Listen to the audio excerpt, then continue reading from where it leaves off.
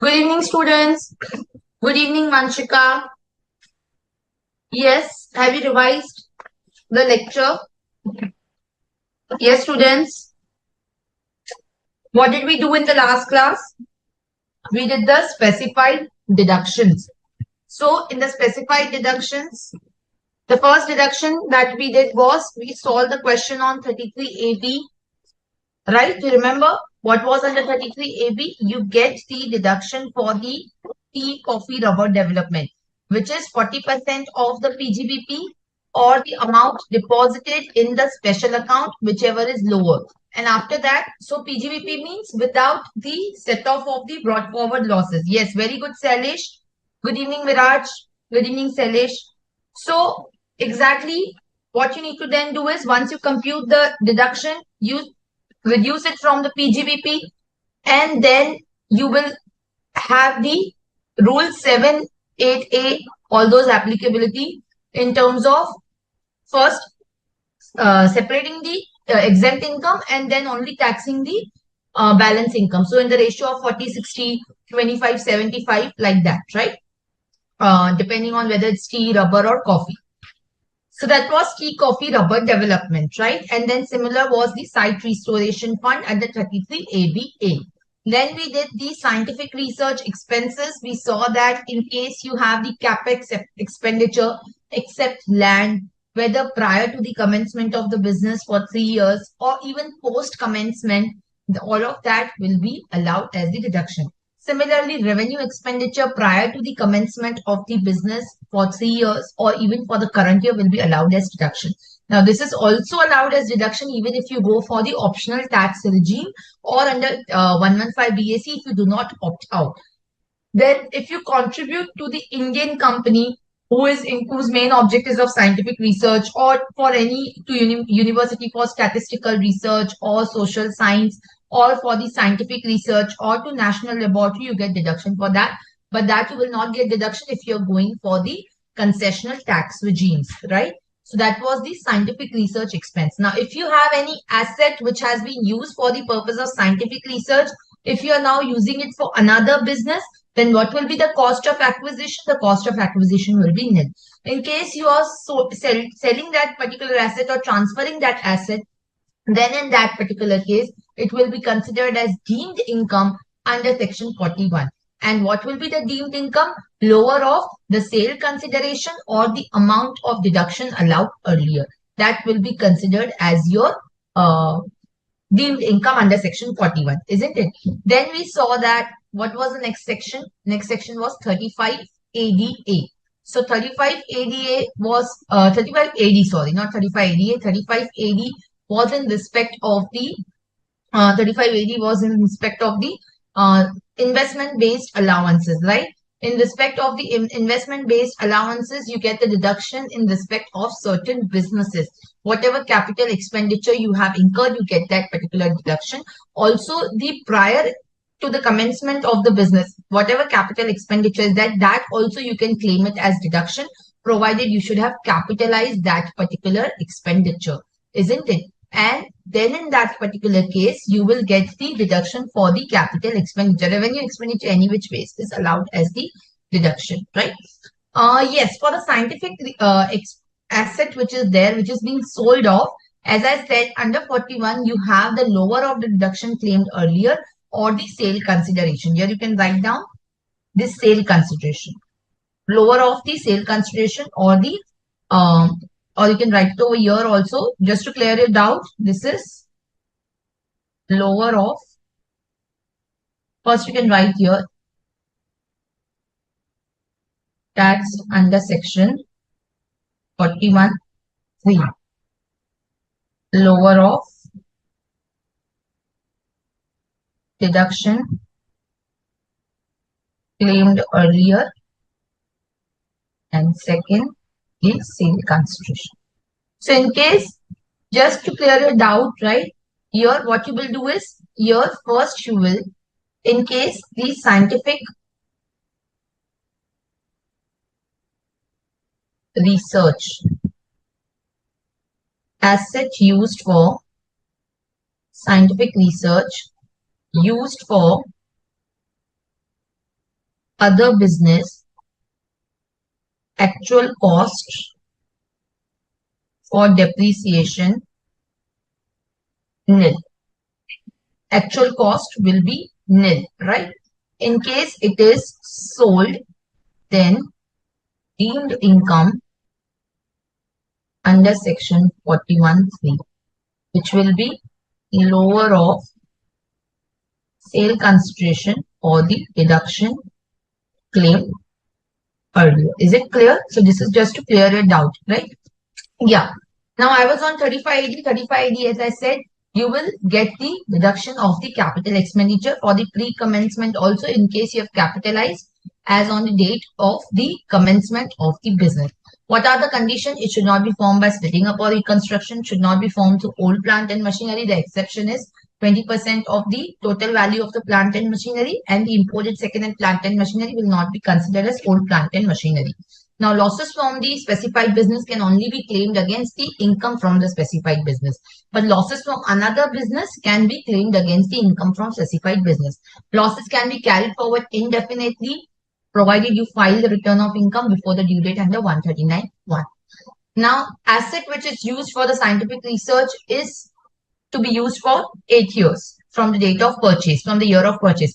If the asset is demolished, sold or discarded before 8 years, then amount received is equal to PGBP under the 28(7).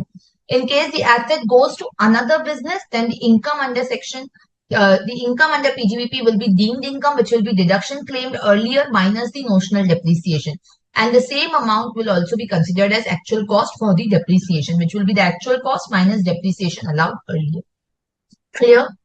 Then we saw for the telecom licenses, 35ABA, 35ABB, spectrum license and the telecom license. We saw the Supreme Court ruling which said that even if the variable license is paid, but if it is the source of it is relating to the operating of license, it is towards the operating of license, the amount is paid towards acquiring the license or maintaining the telecom business, it is a capital expenditure, right? So it will be allowed as deduction on pro rata basis over the specified years.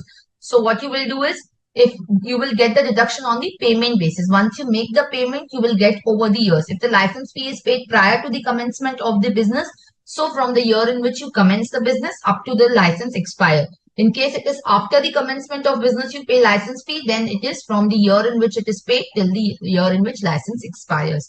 Now, if the license is transferred, if whole of the license is transferred or part of the license is transferred, you have to take into consideration that. If sale proceeds exceed unamortized amount and whole or part of the license is transferred, then it is deemed to be the profits in the year of transfer, which will be lower of sale consideration minus unamortized expense or the expenditure allowed till date, right? The expenditure allowed that date till date will be lower. In case the sale proceeds are lesser than unamortized amount, and if whole of the license is transferred, the unamortized expense minus the sale consideration will be allowed as deduction. And if case the part license is transferred, then in that particular case, the unamortized amount minus the sale consideration divided by the balance period will be allowed. Clear? Then we solved a question on that as well. And then we saw deemed income under section 41 in case you have the remission or cessation of trading liability of which you had claimed the deduction earlier. Now, if you have recovered that amount or if you have the waiver of that amount, the benefit is obtained, then that will be deemed to be the income. Now, the deduction, if it was claimed by predecessor and the recovery is or the benefit is obtained by the successor, it will be taxed in the hands of the successor. Then we saw section 43D, which was the banks, and for the banks and NBFC, if the interest is there on the NPS, that will be charged to the year in which the interest is actually received and not in the year in which it gets accrued. Clear, students? Yes. So it was just a quick recap. Now we move on to, before we solve the question, which I had given you in the last lecture, first we will do section 40 tax audit and the maintenance of books of accounts and presumptive tax. So, maintenance of books of accounts, tax audit and presumptive taxation. And then we will solve the last question of the PGB. Fine. Okay. Now there has been amendment under the 44AB and all of these provisions which are there. 44AB, ABA, AD, all of these provisions. There have been small amendments. So first we are going to talk about section 44A, which is towards the maintenance of the books of accounts. Now what does 44AA says? When do you need to maintain the books of accounts? Now we have the categorization for the business and then for the profession. So just write down over here. First is specified profession and then you can write the business. Maintenance of the books of accounts. First is for the profession. Specified profession.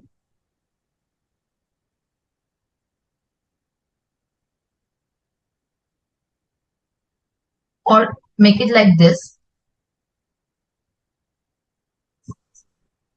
Sorry. Profession. And then we have the business. Okay. So we have the profession and then we have the business. Now, in case of the specified profession, what is a specified profession? The specified profession is defined in the rules. Now, which professions are the specified professions?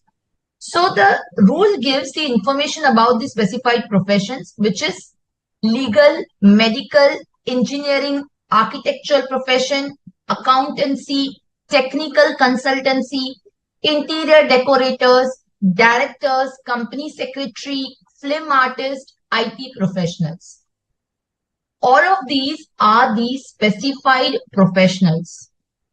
Mind it. Now, this is coming from Rule 6F of the Income Tax Rules. So, these are the notified professionals. Film artist. These are the notified professionals for the purpose of the 44AA notified professional. Now, if you look at 44AA, for the notified professionals, they have different limits. So, which are the professions? First of all, we'll write down which are the specified profession. You can just write down over here.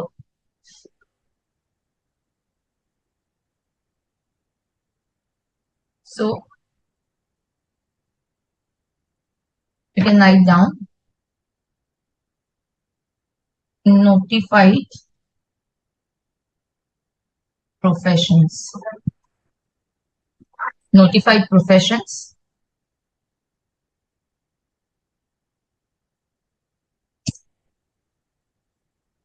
Is it visible?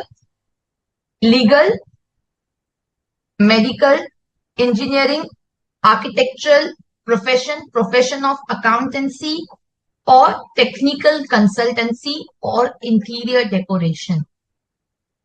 Beyond this, there are also the film artists which are defined under under the rule 6F as the notified professionals.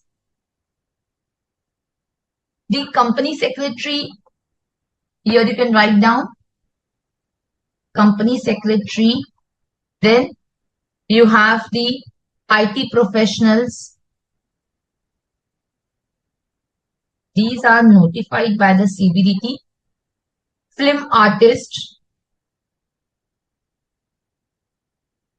Now in the film artist, it will be, let's say, actor, cameraman, director, music director, singers, dance director, lyricists, story writers, all of these are included.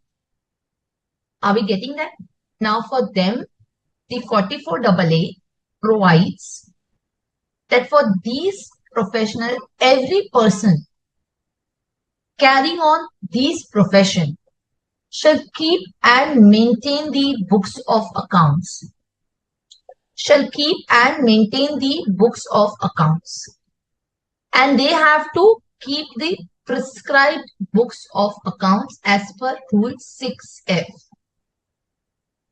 Now, what does the prescribed books of accounts? Now, Rule 6F is prescribing the limits for these professionals.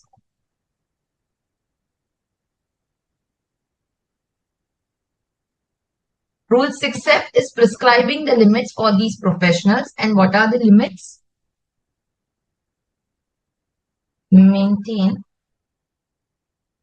specified books of accounts. What are the books of accounts? Cash book, journal, ledger, bills, right? All of these.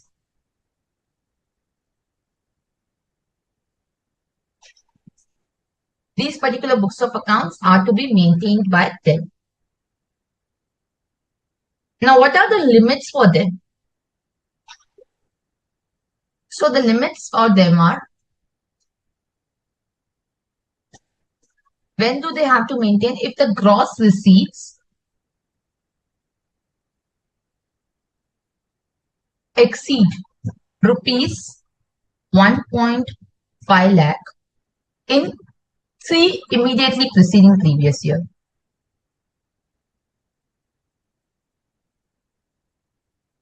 Preceding previous years.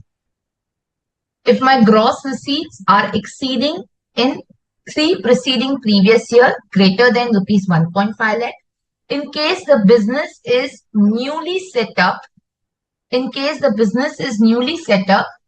you can write it like this also. One second. Existing business,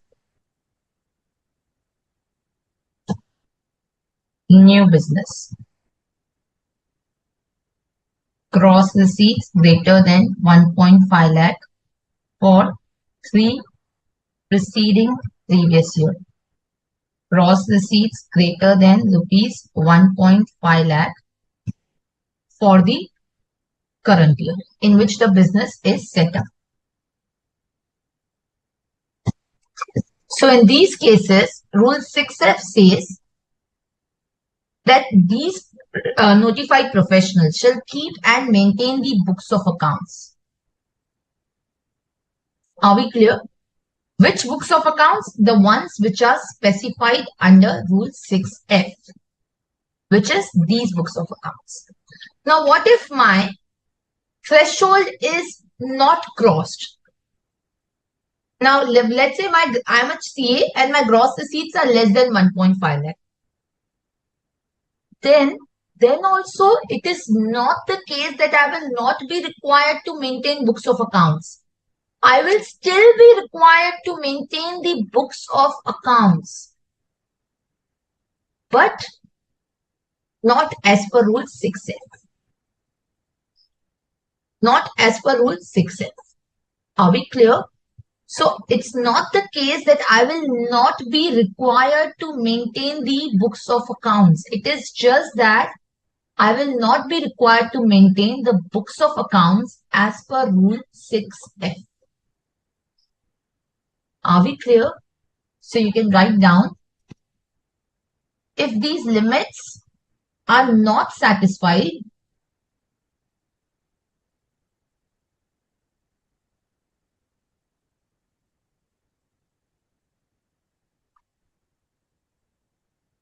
books of accounts still needs to be maintained, though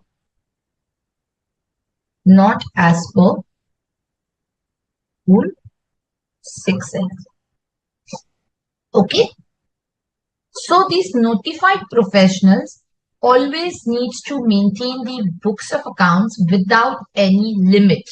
The limit only applies for the purpose of Rule 6F, list of books of accounts.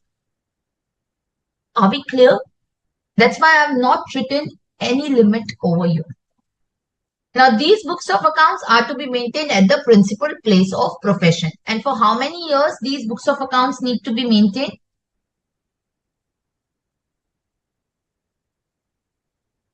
Books of accounts to be maintained for how many years? Yes, the books of accounts are to be maintained for the period of 6 years.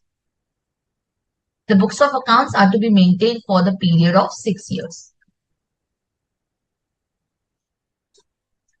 For the 6 years. Okay.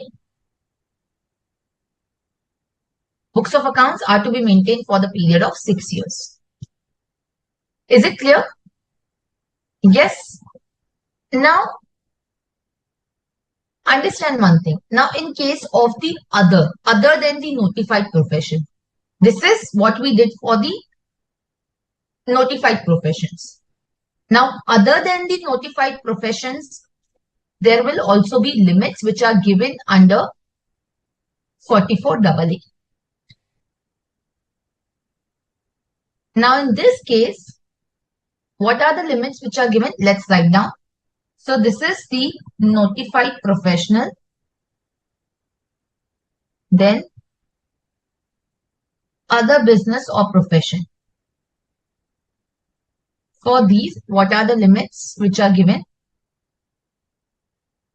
Now, if it is individual or HUF, if it is individual or HUF,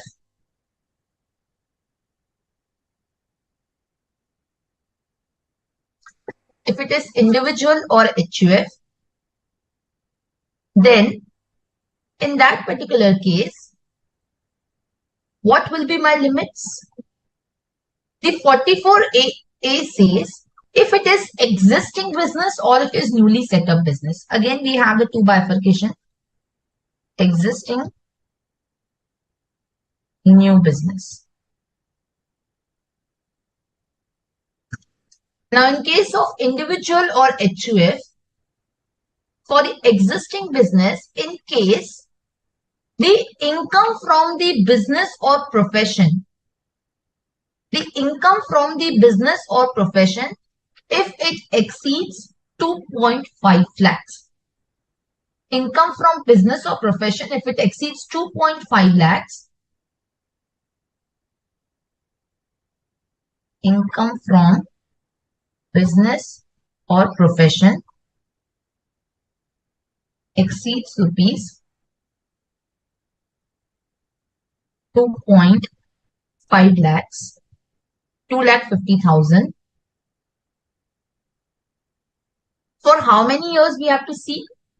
In 3 preceding years.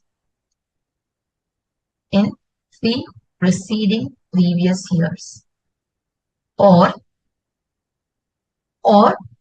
the sales turnover or gross receipt exceed rupees 10 lakh. Total sales turnover or gross receipt exceed rupees 10 lakh in 3 preceding previous year. Then I am required to maintain the books of accounts for any other business or profession. In case it is a new business, then the limits will remain the same, of course, but it will be only for the current year. Only for the current previous year, you will have the limits. Fine.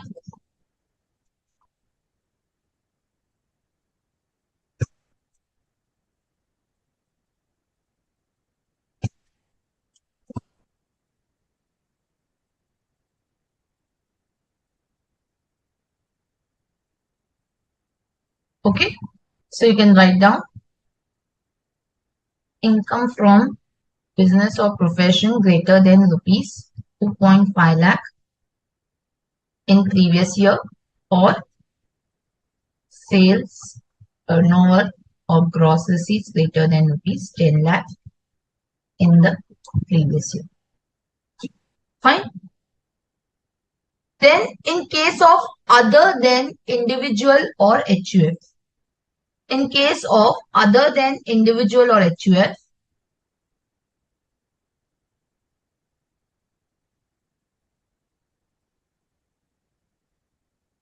Again, we have new business. Sorry, first we write the existing business and then the new business. Again, we have the income from business or profession greater than 1.2 lakh in 3 preceding previous year. And secondly, sales turnover or gross receipt exceed rupees 10 lakh in 3 preceding. For the new business, it will just remain same, but you just need to check in the previous year. Okay. Yes. So the difference between individual and HUF is, in case of individual and HUF, you have 2.5 lakh limit for the income from business and profession. Whereas for other than individual or HUF, you have 1.2 lakh for the business or profession. Fine. Next is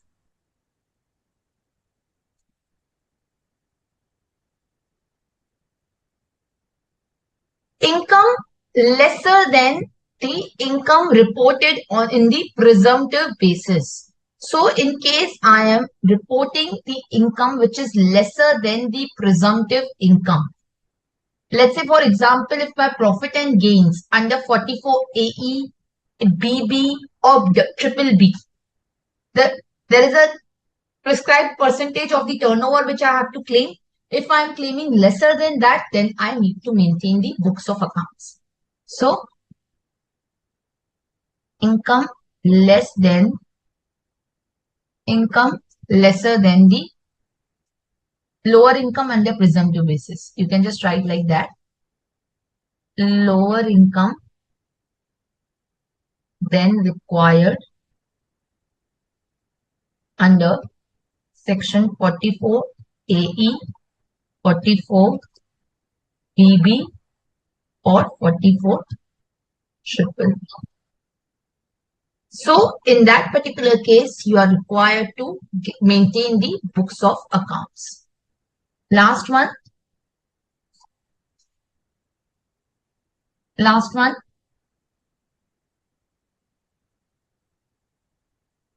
The 44 AD4 is applicable. Section 44 AD4 is applicable. Plus the total income exceeds the basic exemption limit. In that very case, I need to maintain the books of accounts. Now, what are these presumptive sections and what is 44 AD4? That we will look into later. Now, what is the penalty for non-maintenance of the books of accounts? The penalty for the non-maintenance of books of accounts is given under section 271A. Penalty for non-maintenance of books of accounts, 271A, which is how much? 25,000 rupees. 25,000 rupees. Okay. So that is maintenance of the books of accounts. Next is tax audit.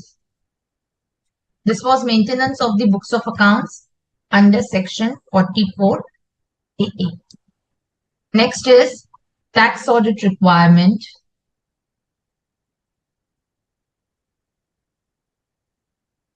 under section 44 AB. Now, tax audit is given under 44 AB, right? What are the requirements for the tax audit under 44 AB? Now, this has undergone a little change. The requirement of tax audit has undergone little change. So, we are going to have a look at it very, very carefully. So, every person who is carrying on the business, carrying on the profession, and then the presumptive provisions to whom they are applicable. For these three categories, we have the tax audit provisions being applicable. Now we'll divide it into three segments. First is, in case you are carrying out the business. In case you are carrying out the business,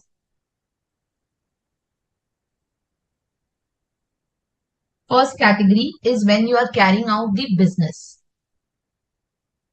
Now in business, again we have two categories. The first category that I have is where my cash receipts, where my cash receipts are less than equal to 5% of total gross receipts. Okay, less than equal to 5% of the gross receipts. This is and condition, not or. So both the conditions need to be fulfilled.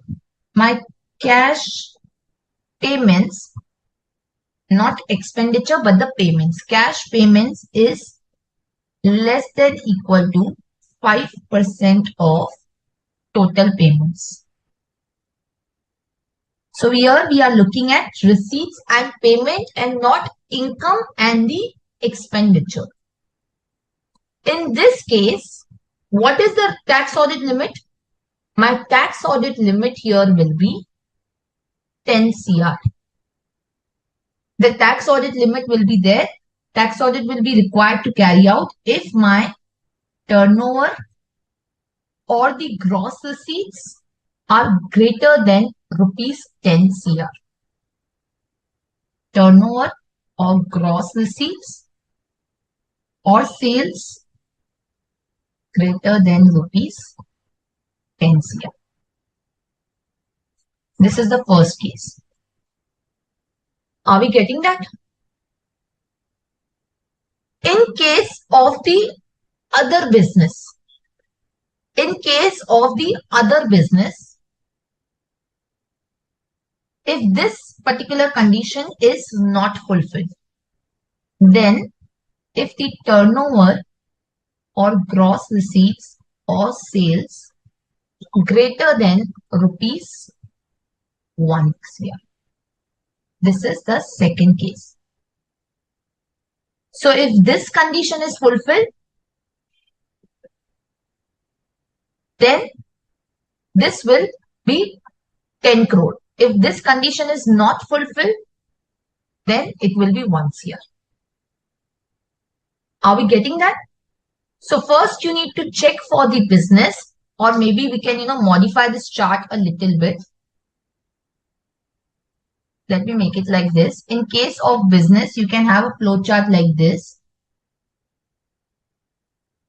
Whether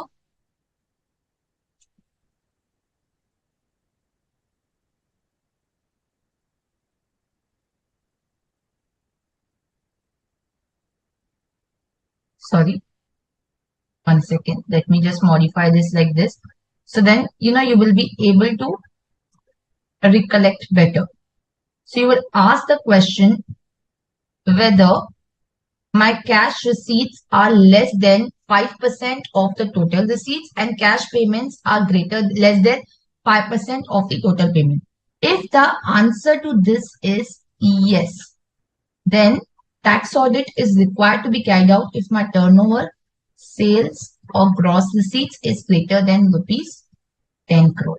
If the answer to this is no, then in that particular case,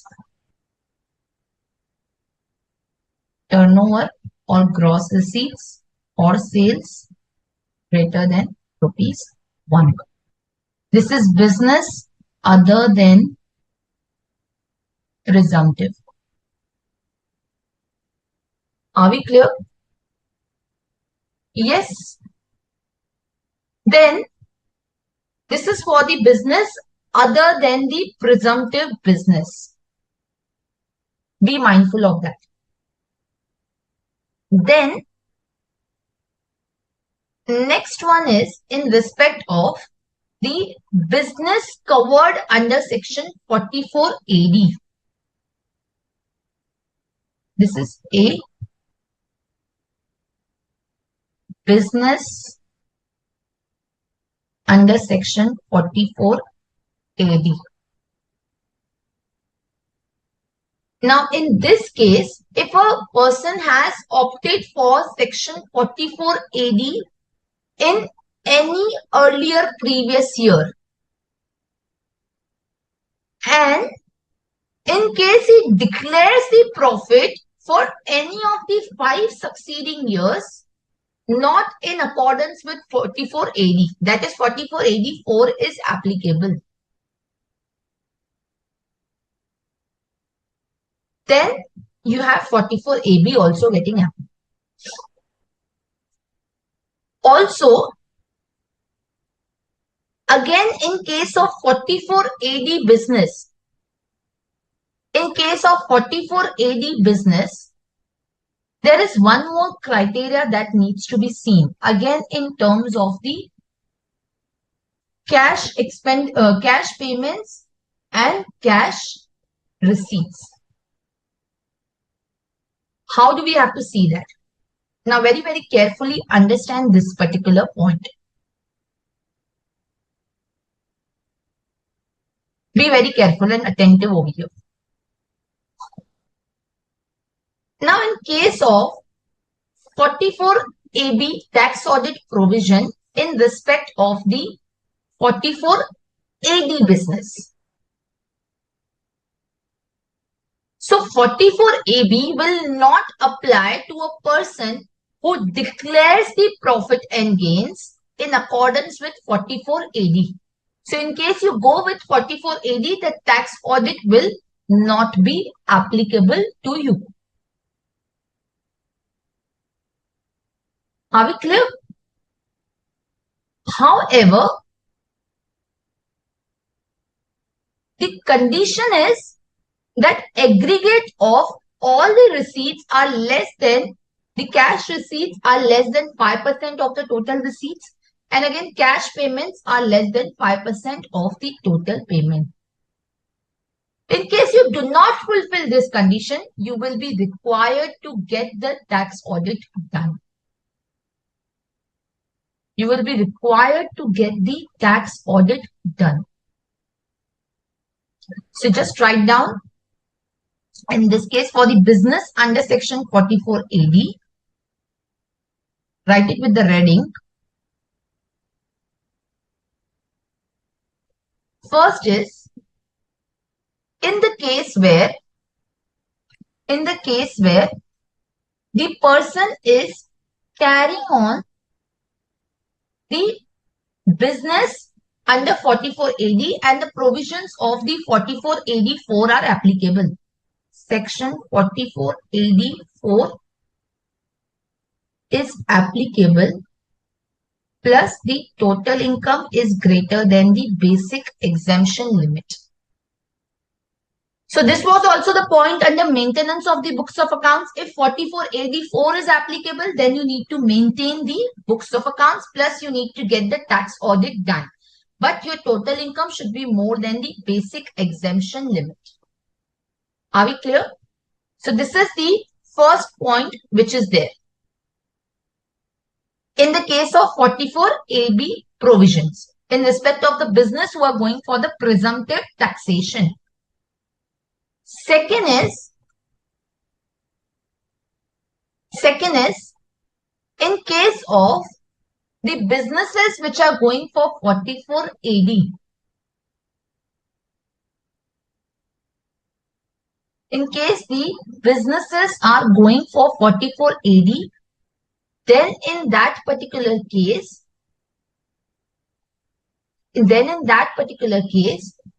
there is a limit of 5% of the cash payments and the cash expenditure. So you can write over here, the eligible business has cash receipt less than 5% of the total receipt.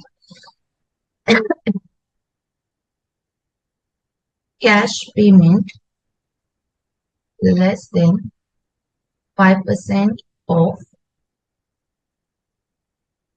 total payment. Cash payment is less than 5% of the total payment. Then for them, the limit is 3 crores rupees. Then the limit is 3 crores rupees. So these eligible business which are there, which have this particular limit, are we getting that?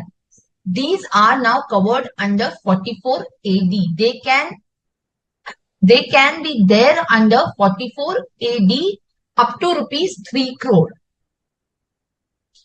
For them, the turnover or gross receipts or the sales, if it is less than rupees 3 crore, they can opt for 44 AD.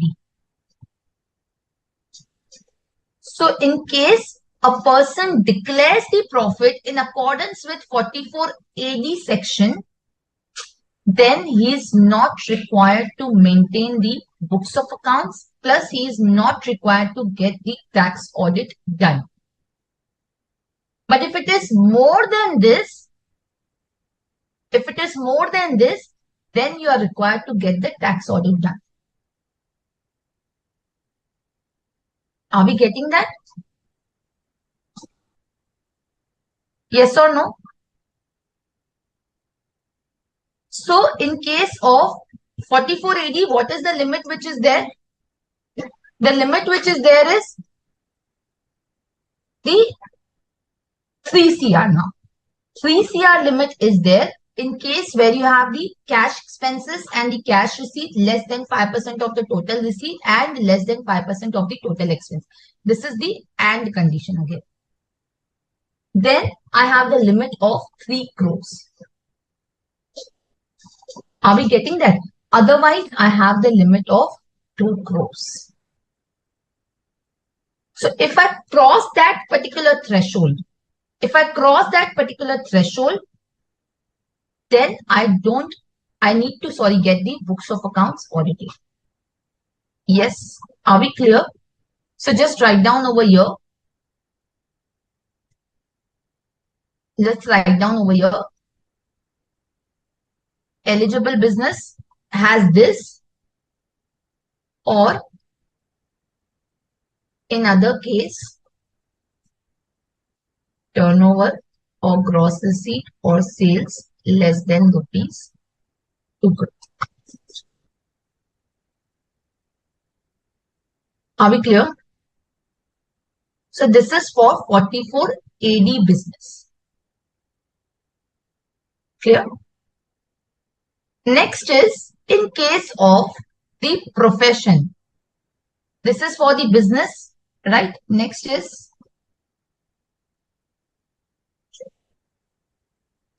for the profession.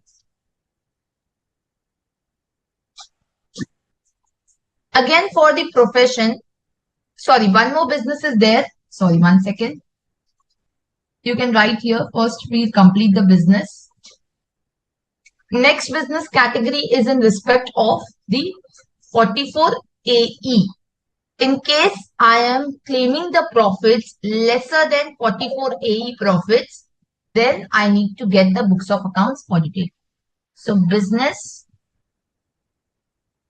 under section 44 AE, if profits lesser than, then under section 44 A, then I need to get the books of accounts audited. Clear, students? Are we clear? So I think this point will have some confusion with regard to the business. Let's solve a question on that so that that becomes clear before we move towards the profession side. Okay, so let's write down. I'm giving you different situations. I'm giving you different situation. So let's say Mr. X. Mr. X has in these situation, this is situation 1, 2, 3, and 4, and then 5. There are 5 situations.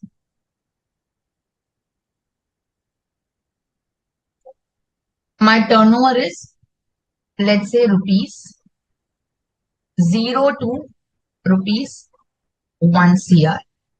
Then rupees 1 CR to rupees 2 CR. Then I have 2 CR to 3 CR. Then 2 to 10 CR, or let's say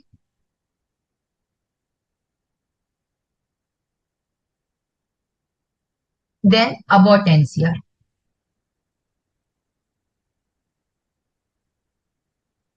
Fine. In this case, the question arises, section 44 AD applicable?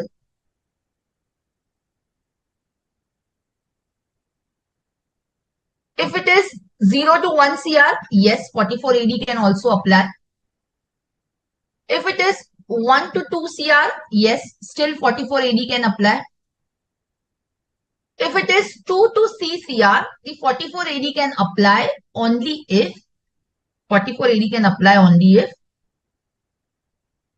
cash receipt and cash payment condition met. Fine. Then 2 to 10 CR, 44 AD obviously will not be applicable, and above 10 CR also 44 AD will not be applicable. Now 44 AB. This you will have to give me the answer. Yes. 44 AB applicable in these situations.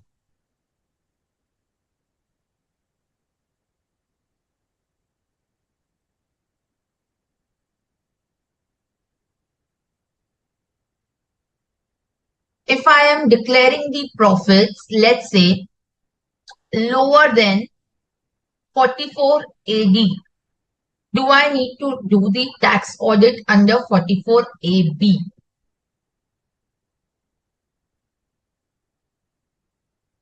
Yes or no?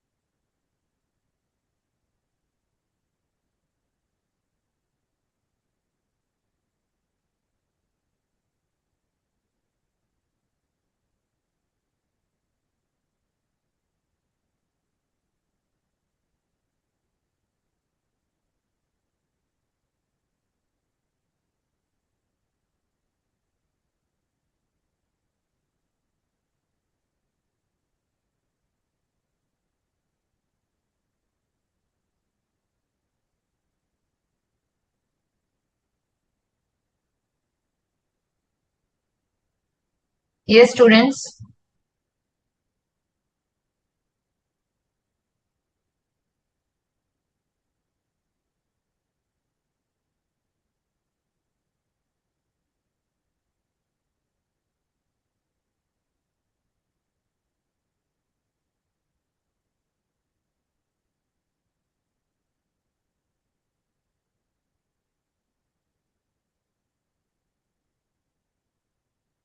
Faster, give me all the situations answer.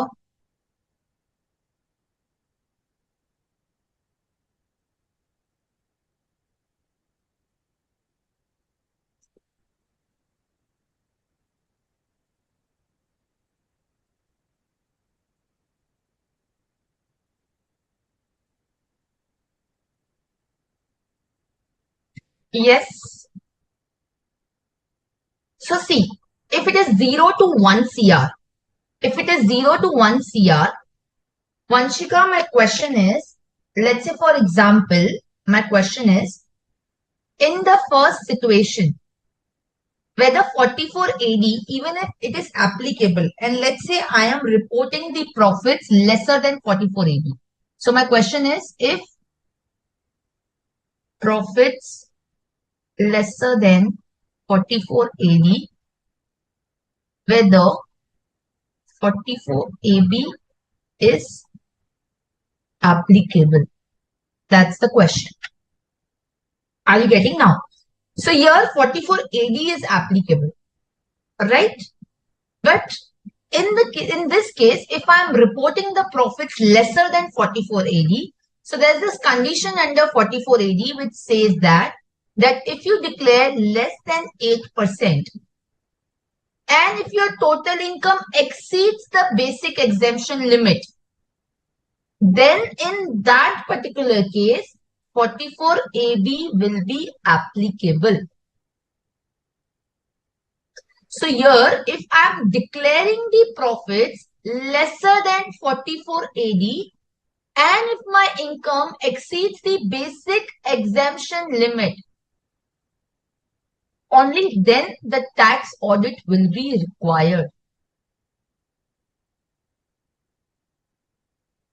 Are we clear? But tax audit will not be required in the case where my total income does not exceed the basic exemption limit. Then even if I declare the profits lesser than 8%, I will not be required to maintain the books of accounts as well as make the tax audit report. Are you getting that point? So the point is the tax audit plus maintenance of books of accounts is required in case of section 44 AD business if my turnover,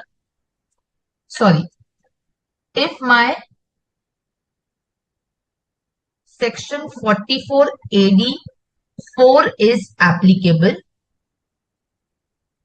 that is profits lesser than 5%, lesser than 8% or 6% in any of 5 assessment years, plus total income greater than the basic exemption limit. In this case, if let's say for example, I am just declaring less than 8% or less than 6%, that will not automatically lead to maintenance of books of accounts. That will not automatically lead to the maintenance of the books of accounts. What is the additional condition which I need to fulfill is that my total income should be more than the basic exemption limit. Okay, so 44 AB will be applicable if section 44 AD 4 applies plus total income greater than the basic exemption limit. Otherwise, the 44 AB will not be applicable. Now, if my income is between 1 CR and 2 CR, then also I will not be required to do the tax audit. Then also I will not be required to do the tax audit. Why? Because if the 44 AD 4 is only applicable, then I will not be required to do the tax audit. So 44 AB is not required even if the business income is less than 8% or 6%. It will be required only if I have 44 AD 4 which is applicable. Right?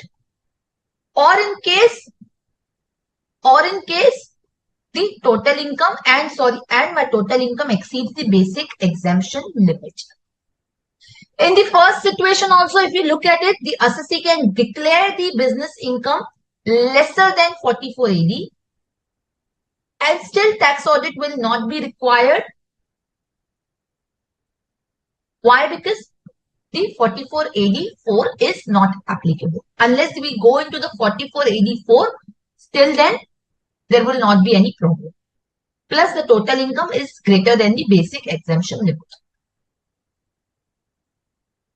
Clear? Second case is also the similar case. Are we clear? Also, one more important point which you need to note over here. What is the turnover for the tax audit? What is the turnover for the tax audit, students? See, Geeta, in the first situation, it is lesser than 1 crore. So tax audit will not be applicable. My turnover is not exceeding 1 crore. So there is no question of 5% of cash receipt, 5% of cash payment. The turnover is any which way is less than 1 CR. So unless I go into 4484 and total income exceeds the basic exemption limit, there will not be any problem. In the second situation, you have income between 1 CR and 2 CR. Now, in case you do not have cash receipts lesser than, you do not have the cash receipts which are lesser than the 5% of total receipts or cash payments lesser than 5% of total payments. In that case, if your cash receipts are more than 5%, then the tax audit will become applicable. Are we getting that? So in the situation 2, understand one thing. Here, the tax audit will be applicable in 3 cases. 1, if section 44 AD 4 applies. Second, if my cash receipts greater than 5% of total receipts and my cash payments greater than 5% of total payments. Then I will have the tax audit applicability. Are we clear? Now what about 2 crore and 3 crore limit? 2 crore and 3 crore limit. Then the 44 AD will apply. That is not a problem. But what if I do not declare as per 44 AD? Now 44 AD will apply only when the cash expenditure and cash payment is less than 5%. But if I report lesser than 44 AD, then tax audit may become applicable. So tax audit will not apply if I am going as per 44 AD.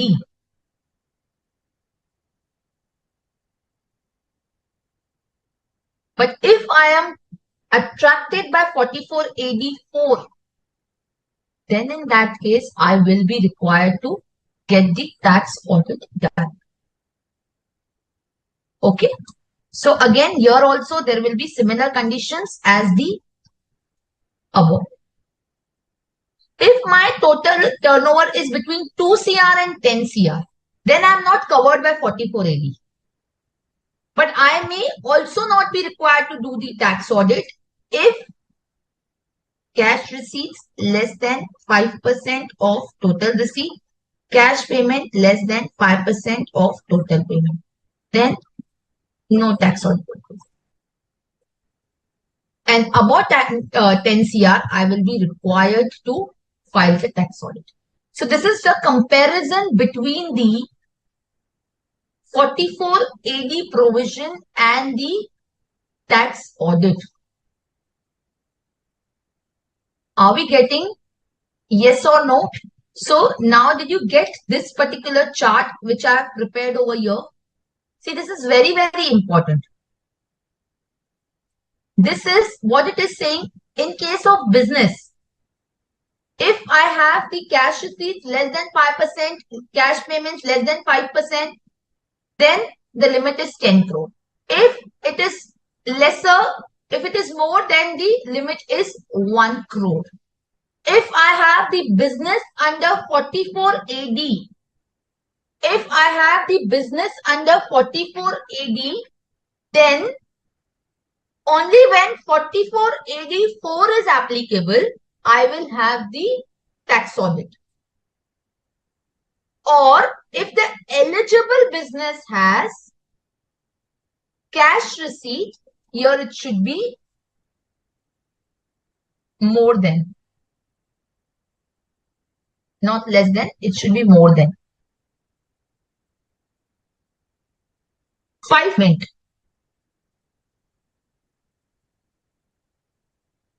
Right? Then in that particular case, I may have the tax audit getting done. Or you can just remove this because I think, otherwise it will just create a confusion. I think we can just remove the point over here. We can just write down for the 44 AD business, only when 44 AD 4 is applicable. Because, otherwise it is going to create confusion. You can make it just simple like this. You can just make it simple like this because if we put the turnover limits over here, it will create some confusion for you when you will revise. So just remove that and make it very simple. If the 44 AD business, if 44 AD 4 is applicable and total income exceeds the basic exemption limit. This is in case of 44 AE, 44 BB and 44 triple B. Fine. So this is for the business. Okay. Shall I give you one more particular example for that? But we'll do it now for profession. One more example, we'll do it for profession then. Next is, this is for the business. This is for the business. 1 second. Let me.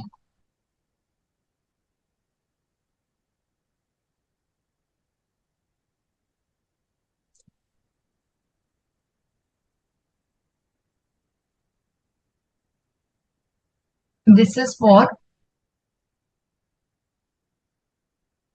business. Next, I'm going to talk about for the profession.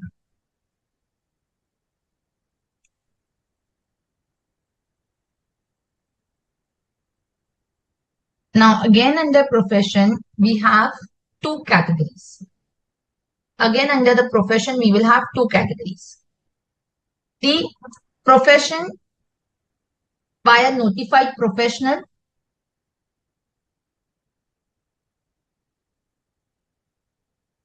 For a notified professional, which is under section 44 AA as a notified professional. Right? And the other professional.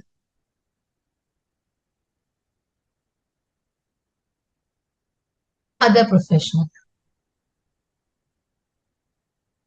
Now, again for this, this notified professional, which is there, to them, if you look at it, 44 ADA is applicable. 44 ADA is applicable. For other professionals, we do not have 44 ADA. So for them, the condition is if the gross receipts greater than rupees 50 lakh. Gross receipts greater than rupees 50 lakh.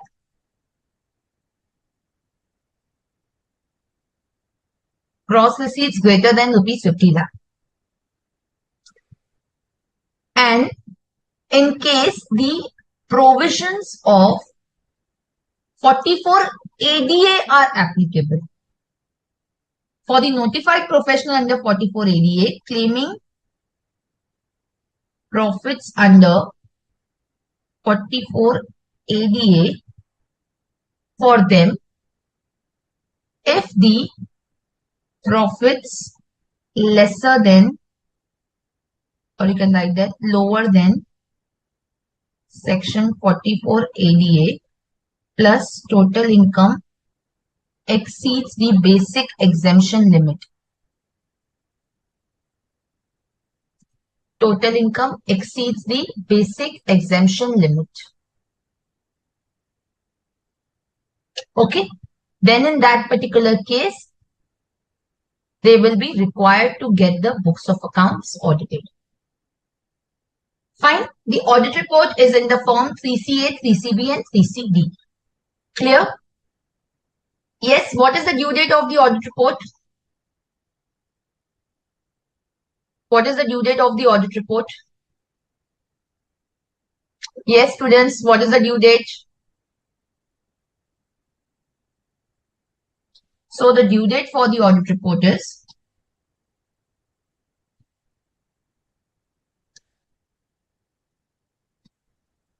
yes, students, faster.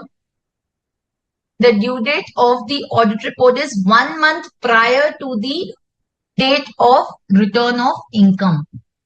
1 month prior to due date under section 139(1). That is 30th of September. So the tax audit would be 30th September.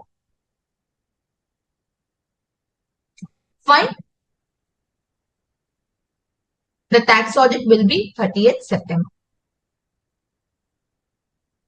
Next is, what is the penalty? So the penalty would be in case you are not getting the books of accounts audited, then the penalty is lower of 0.5% of total receipts, turnover, or the sales, or rupees 1.5 lakh. This is under section 271B.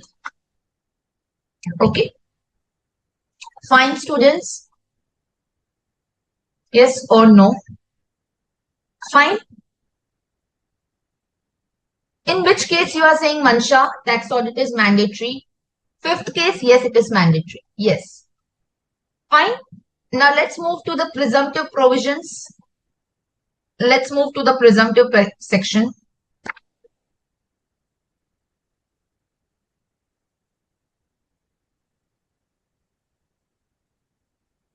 First is section 44AD. First is section 44AD. Yes, 44AD is for which particular provision? Yes, 44AD can be claimed by whom? Yes, students. So 44AD is in respect to the 8% of the profits. 8% of the turnover. This is to give the small businesses exemption from the maintenance of the books of accounts and tax audit. So basically for them, we have this percentage which is based on the turnover that we have. Okay. So under 44AD, the eligible business is individual, HUF, and the partnership firm other than the LLP. So, section 44AD, eligible business, individual, HUF, partnership firm,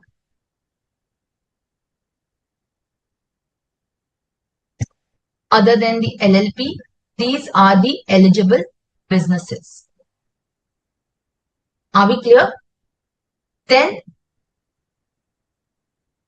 who is non-eligible or who is not eligible for the 44AD? So there are certain kind of businesses which are not eligible for the 44AD business. And which are those businesses? So the business except then in the business of plying, hiring or leasing goods. Non-eligible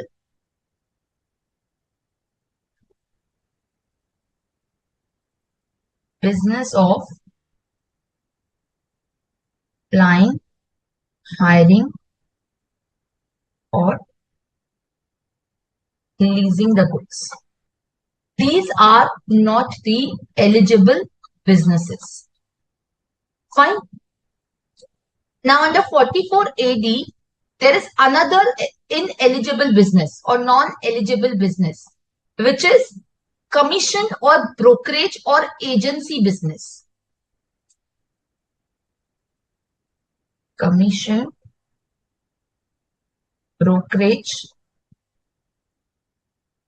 or agency business. So again, this is not the eligible business. Fine. Now, what is the percentage here prescribed? The 8%. And what are the criteria over here? So here first we look at the criteria.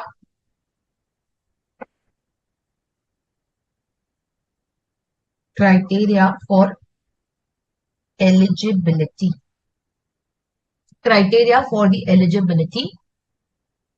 Now here, again we will divide it into two parts, or we will ask a question.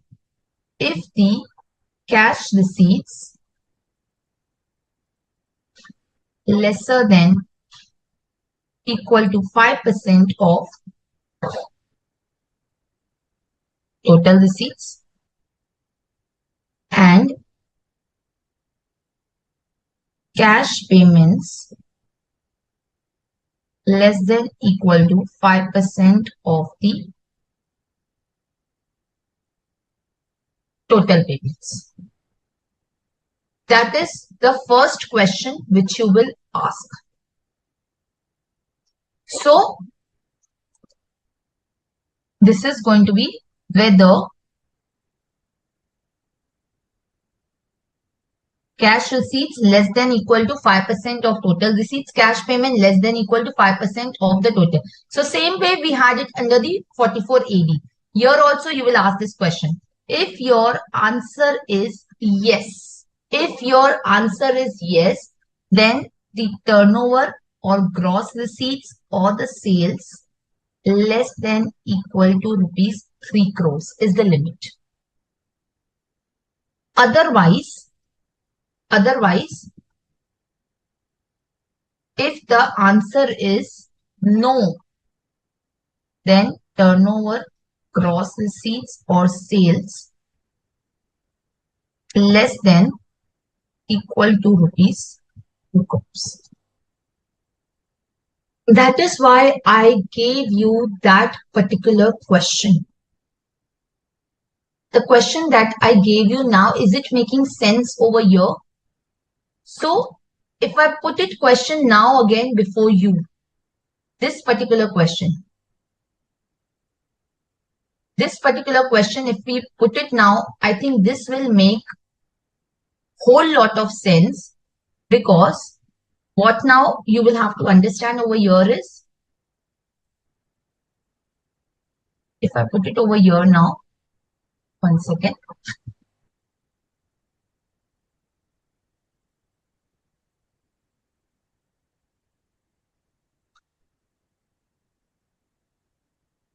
Wait.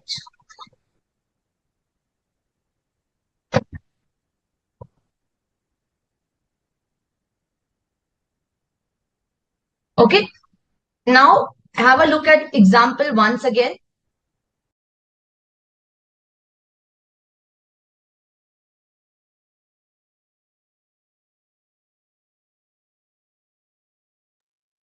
Yes. Now have a look at this example once again. If my turnover is between 0 to 1 CR. Yes, Viraj, in case the due date of return is 30th November, then the audit report will be 31st October. That is for the transfer pricing audits. That is in the case of the TP audits. Okay. So, the limit is same, Mansha. For everybody, the limit is same. For the notified professional, the tax audit limit is going to be that if you, there is no limit per se, if you are not if you are not claiming as per 44 ADA and your total income exceeds the maximum exemption limit, basic exemption limit, then you are required to do tax audit for notified professional. Is it clear, Manju?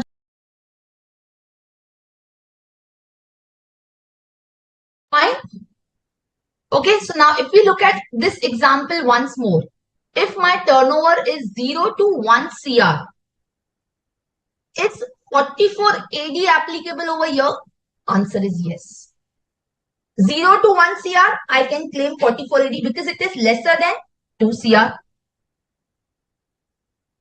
Since lesser than rupees 2 CR.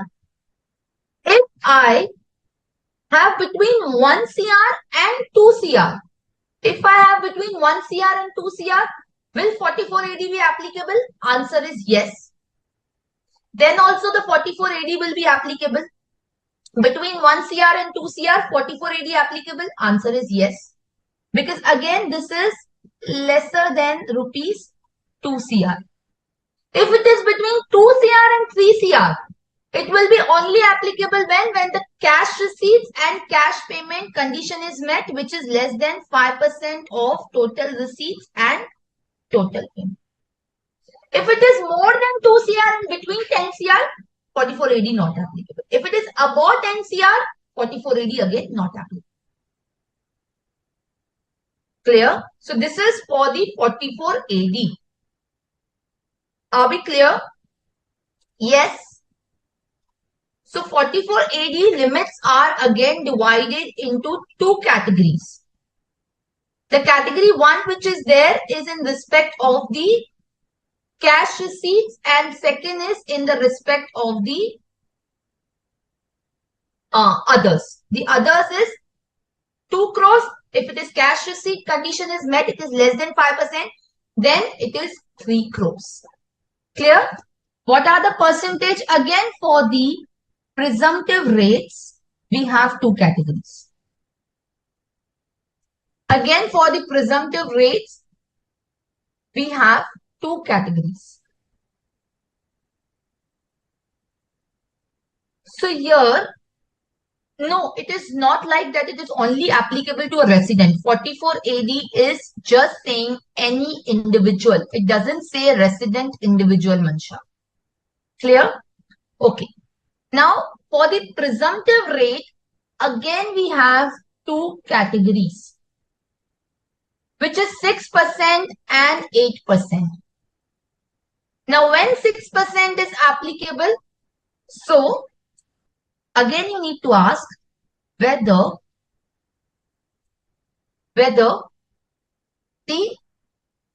receipts which are there, are received by the account pay check or account pay bank draft or ECS on or before the due date under 139(1). So if the total turnover or gross receipts are received by account pay check, whether the receipts or turnover are received by account pay check, ECS or electronically. If the answer is yes, 6% of the turnover or gross receipts. If the answer is no, okay, one second. Here I need to write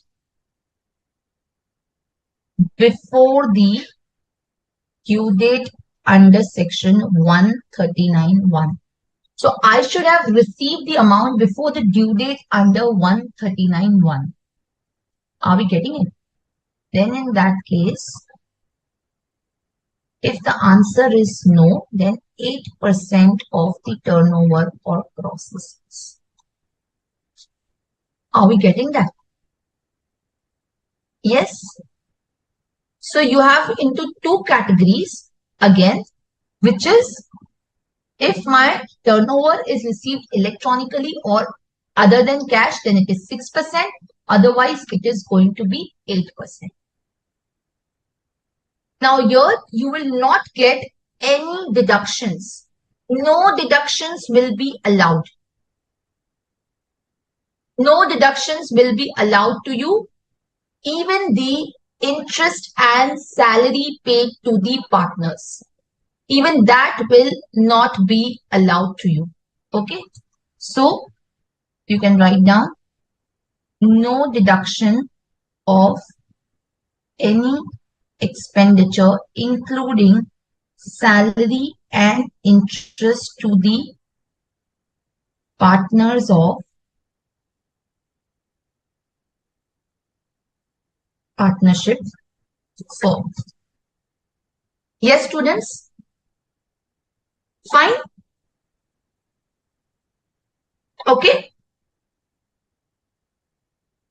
Fine? Next particular thing over here.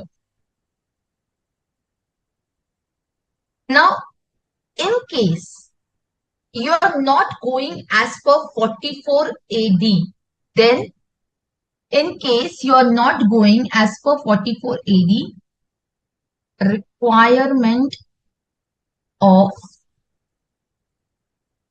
maintenance of books of accounts and tax audit. Requirement for the maintenance of the books of accounts and the tax audit. Now 44 AD4 will be applicable in this case. What I have been talking about since last 30 minutes.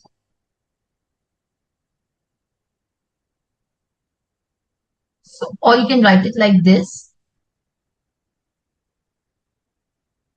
Not applicable. The requirement of books of accounts and tax audit is not applicable unless covered by section 44 AD4. Unless covered by section 44 AD4.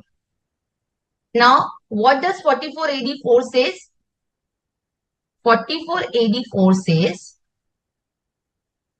that you will be required, first of all, the assessee who is going as per 44 AD is not required to maintain any books of accounts or get the tax audit done. So provisions of 44 AA, 44 AB is not applicable. However, what does section 44 AD4 says? This is exception to this. This is exception to this. Right? So, sorry. What does section 44 AD4 is saying? That if once you go under the 44 AD, once opted for section 44 AD, let's say for the previous year 23-24, then you have to continuously go under 44 AD for 5 successive AYs. This is AY 24, 25. Now, for 5 successive years,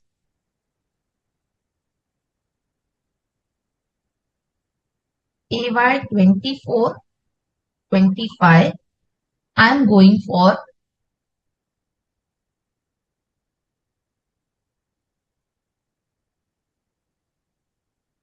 44 AD. Right? I am going for 44 AD. Then for 25, 26, 26, 27, 27, 28, 28, 29, and 29, 30.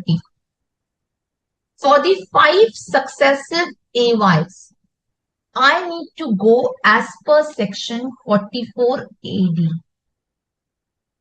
Follow 44 AD. Or I will write it over here.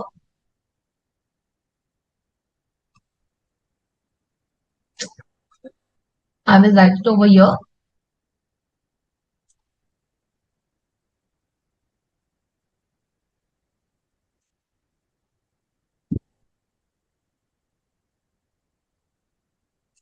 Report as per Give me a second. 1 second.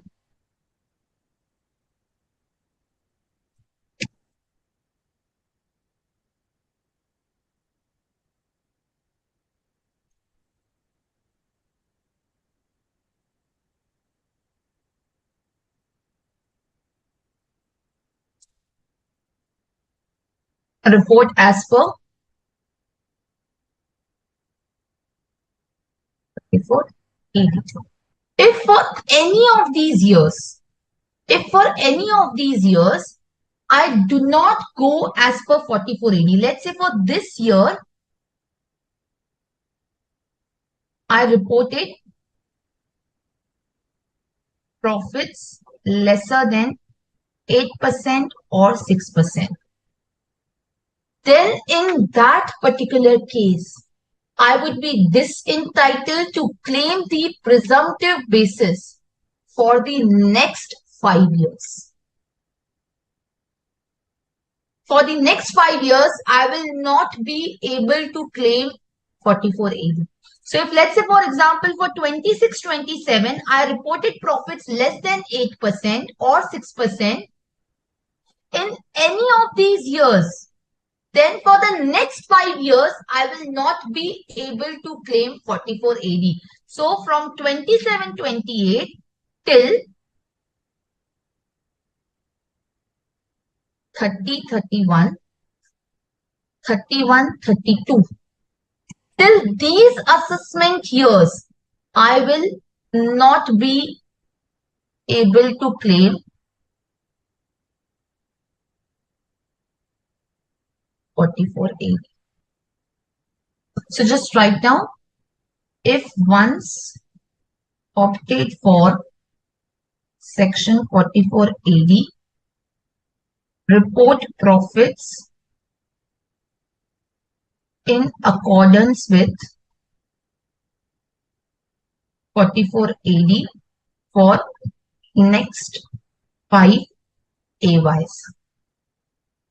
If profits lesser than 4480 limits, if the profits are lesser than the 4480 limits which are given, then, or you can write down, if profits less than or profits not in accordance with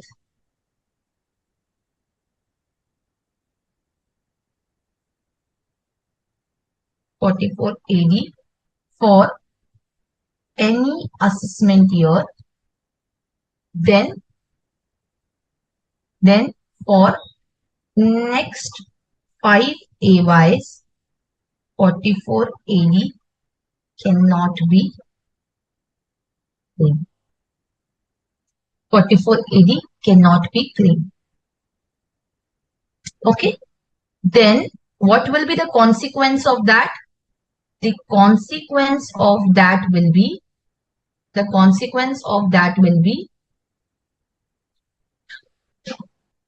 you will have to maintain the books of accounts plus tax auditing. Requirement to maintain books of accounts and tax audit report. But there is one more additional condition over here. What is the additional condition over here?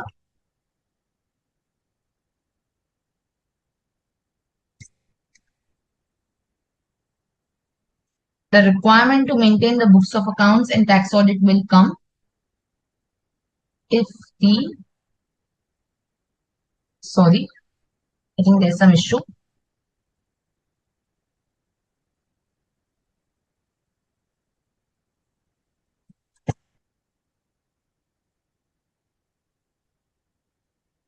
Give me a moment. Yeah. The requirement to maintain the books of accounts and tax audit will come. What is the additional condition over there?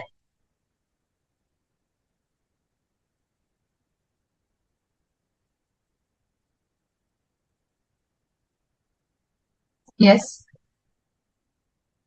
Total income greater than the basic exemption limit.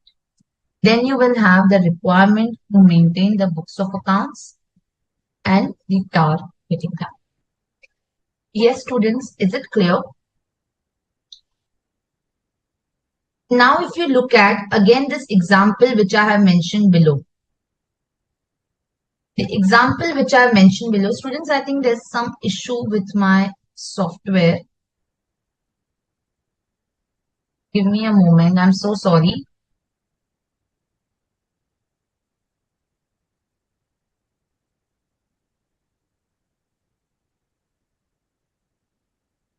Now, if you look at this particular example again, so if my turnover was between 0 to 1 CR, then the 44 AD was applicable. But when the tax audit requirement will come in, the tax audit requirement will come in only when 44 AD 4 is applicable. 44 AD 4 is applicable. If it is between 1 CR and 2 CR, again I can go as per 44 AD. But when will 44 A be applicable? It will be applicable when I have 44 AD or if my cash receipts are greater than 5% of total receipts. Cash payments are greater than 5% of total payments. Are we clear? Because what is the limit for the tax audit? The limit for the tax audit is 1 CR. Right? If the limit for the tax audit is 1 CR, and if I'm going as per 44 AD,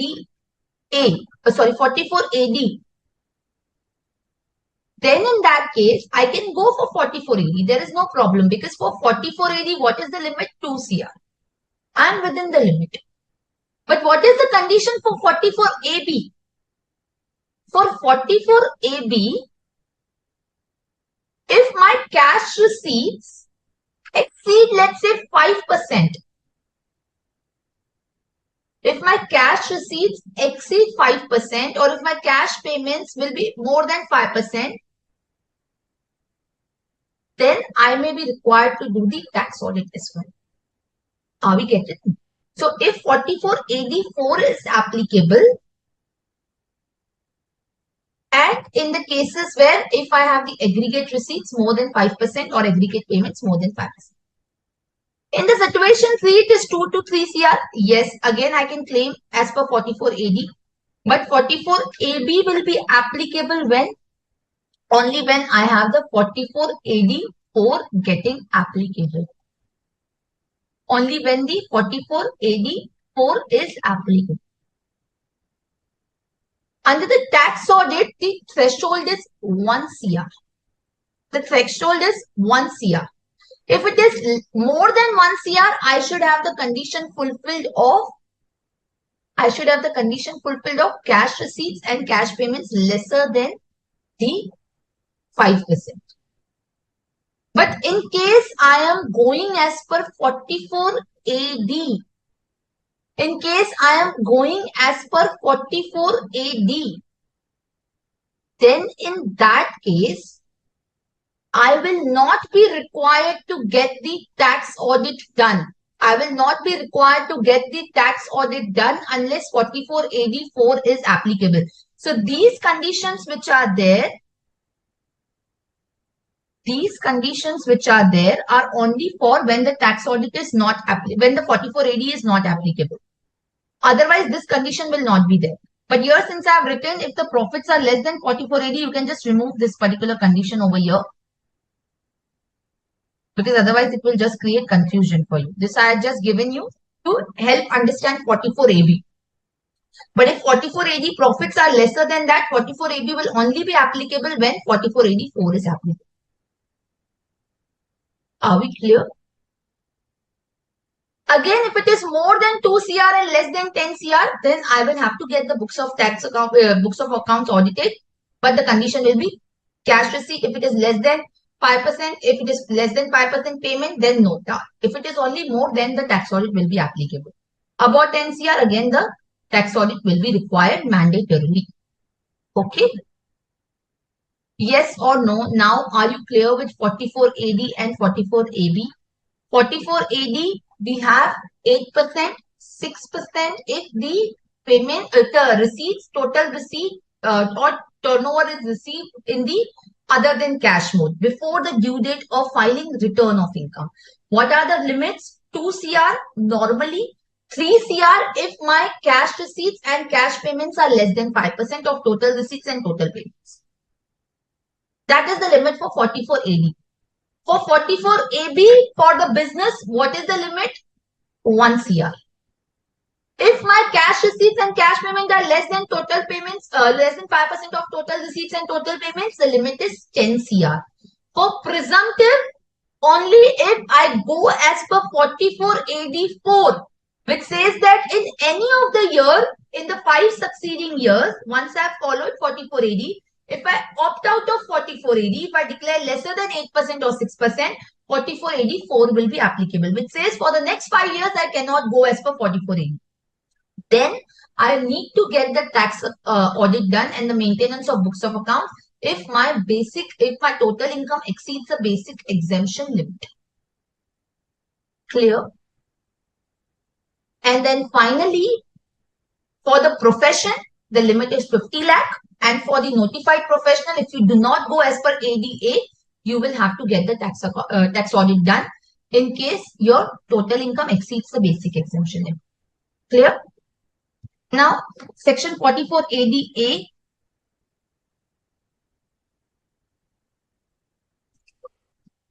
Section 44 ADA. Okay, one last point in respect of the 44 AD, the advance tax obligation. You can write it up only. Advance tax obligation. This has to be done by 15th of March. This has to be done by 15th of March of the financial year. Fine. The advance tax for 44 ADA is not in 4 installments, but it has to be done by 15th of March. Now for 44 ADA, who is the eligible assessee? The eligible assessee is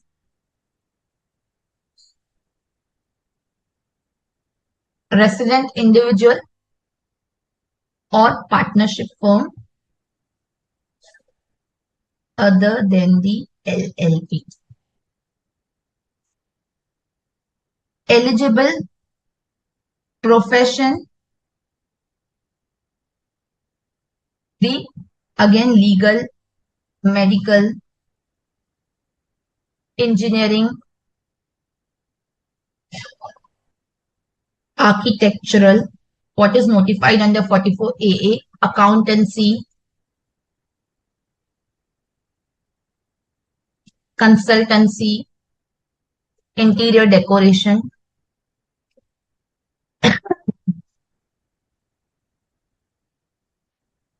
interior decoration, film artist, CS,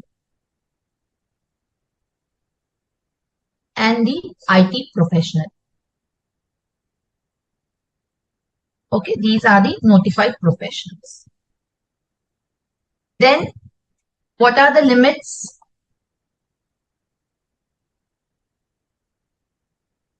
Turnover limits. The gross receipts less than 50 lakh. Again, here you need to ask the question whether my cash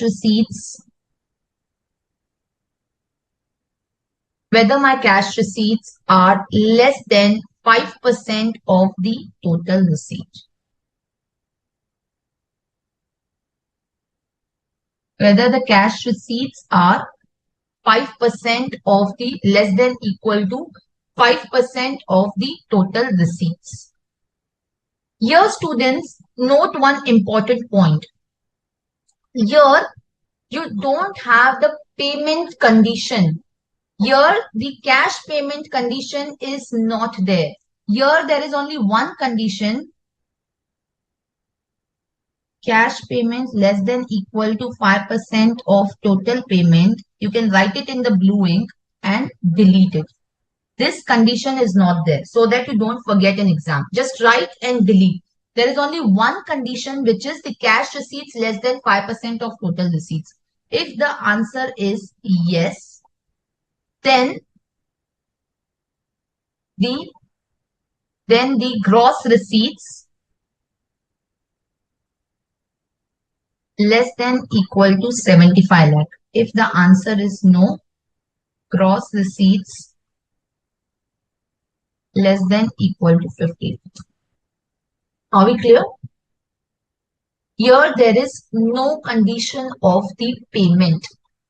Here there is no condition of the payment. Okay. Now what is the presumptive income here? Presumptive rate is 50% of the turnover. Presumptive rate is the 50% of the turnover. Are we clear? Presumptive rate is 50% of the turnover. Yes. Sorry. Under the 44 AD also, this is the resident individual HUF and the partnership firm. This is resident. For non-resident 44 AD, ADA is not applicable. Okay. So 44 AD A, 50% of the turnover is the prescribed percentage. Clear? Here also non-allowability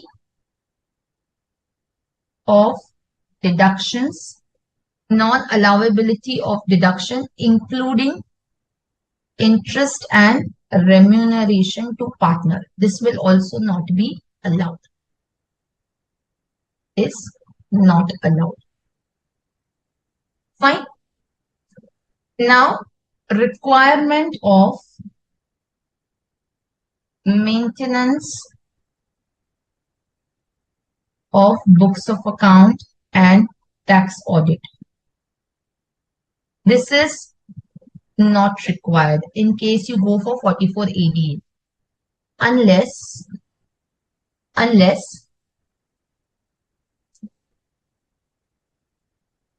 profits lower than section 44 ADA, which is 50%, profits lesser than 50%, and the total income greater than the basic exemption limit. Then tax audit plus maintenance of books of accounts are required. Okay. Here there is no condition of the 4 years, no condition of the 5 years basically. What was there in the 44 years? Advance tax again by 15th of March. Fine. Advance tax by the 15th of March. Okay. Yes or no? Clear? Next is 44 AE. Last one, the 44 AE. In this case, this is for the heavy and the light goods vehicle. This is for the heavy and the light goods vehicle. Now, in this particular case, what do we need to see is, again, who is the eligible assessee? Who is the eligible assessee?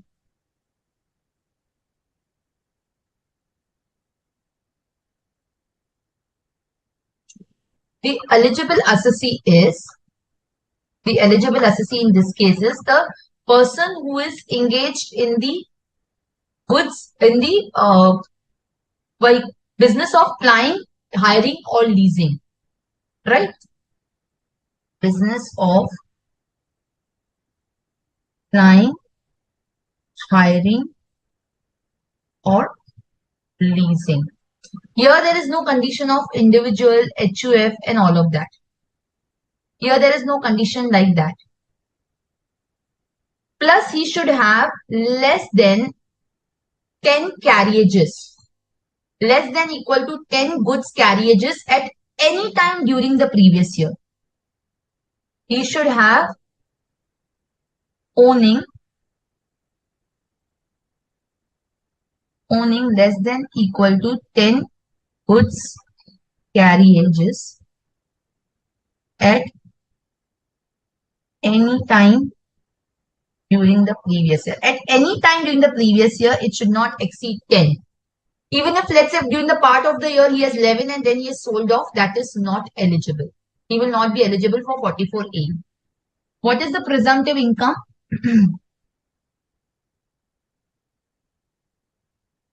The presumptive income in this case is for heavy goods vehicle, for heavy goods vehicle, HGV, it is 1000 per ton of gross vehicle weight. Per ton of gross vehicle weight. For this is per month or part of the month. Fine. Now what is heavy goods vehicle? What is a heavy good vehicle? Heavy good vehicle is where the gross vehicle weight exceeds 12 kg. Gross vehicle weight exceed 12,000 kgs. Okay. The gross vehicle weight is 12,000 kgs. Okay. Next is in case of light goods vehicle. In case of light goods vehicle,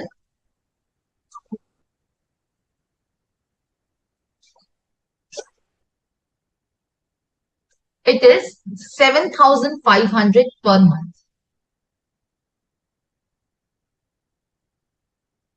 Or part of it. Okay. Again here, no deductions allowed.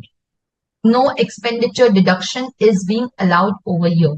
However, you can claim the interest and salary to the partners. Here you can write interest and salary to the partners allowed in accordance with section 40B. So in accordance with the limit of section 40B, you can still claim here the interest and remuneration which is not allowed under 44AD and ADA. Maintenance of the books of account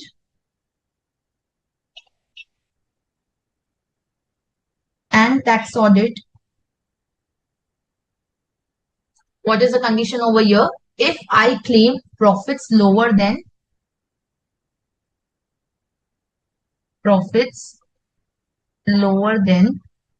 section 44 AE,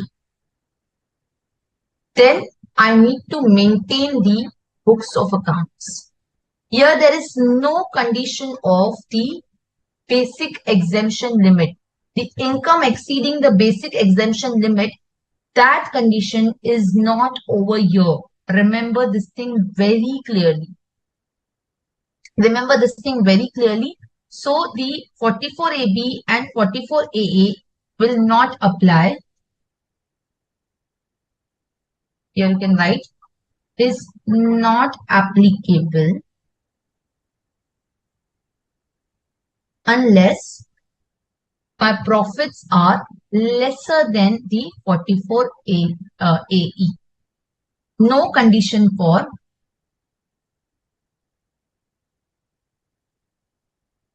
total income exceeding the basic exemption. There's no condition for that. Okay. Then advance tax in 4 installments. Here there is no 1 installments. Here there are 4 installments. Fine, students. Okay. So let's take a small break and then we will do last one provision and then we'll directly start with the capital gain. Yes, the sum which I had given you, that we will discuss at the end of the class because I also need to start the capital gain. Okay, students. So let's take a 10-minute break and then we get back. Okay.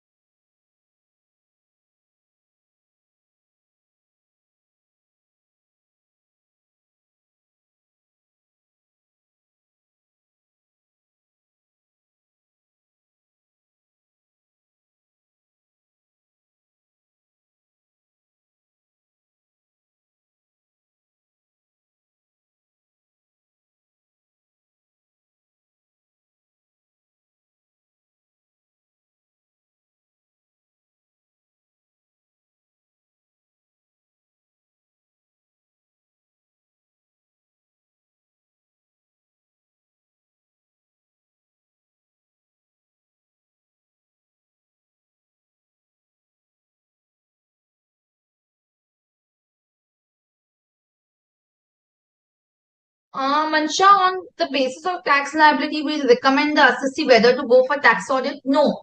See, tax audit, you don't have to compare the tax liability. It is more on like what profits you want to declare. It is not based on the tax liability. Your tax liability does not vary between the presumptive and non-presumptive provisions, Mansha. Be clear about that. Under the presumptive, you have 8% or 6% of the turnover or 50% of the turnover. Now, in case you are earning lesser than that, you don't go for presumptive. You get the tax audit done and basically offer lesser than 8%. In case you have never gone into presumptive and for the first time you are declaring less than 8%, less than 6%, your turnover is less than 1 CR, you may not go for tax audit also. You can declare, let's say, 5%. You have never gone for presumptive and you will not even be required to do tax audit. The tax audit will only be required when you have gone into presumptive and then you are withdrawing from the presumptive.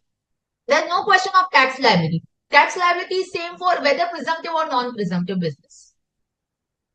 It is based on how much profits you are earning. If you are earning more than 8%, you are earning 8%, you can go as per presumptive. Under the presumptive, you can report 8% or higher also. It's not that you have to exactly report 8%. You can report higher than 8% also. The presumptive is basically to enable the small businesses from the requirement of maintenance of books of accounts and tax audit. Let's say, for example, I have turnover lesser than 1 crore. I have 5% of the profit. I will not be even required to do tax audit because my turnover is less than 1 crore. I have never gone into presumptive. I will not be required to do tax audit also. The tax audit comes in presumptive only when I have 44 AD4. Clear? Yes or no? Okay. The last provision for the construction, just write it in the sectorial business only.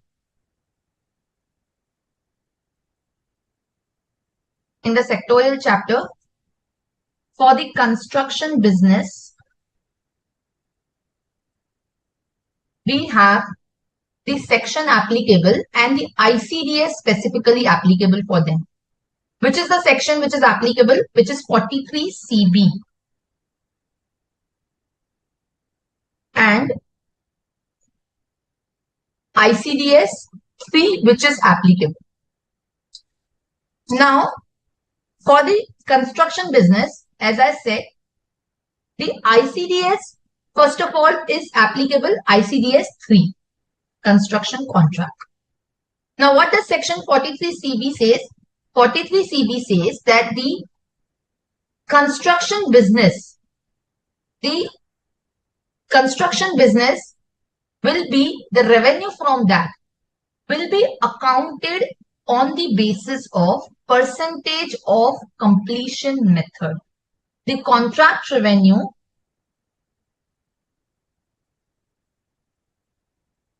will be recognized on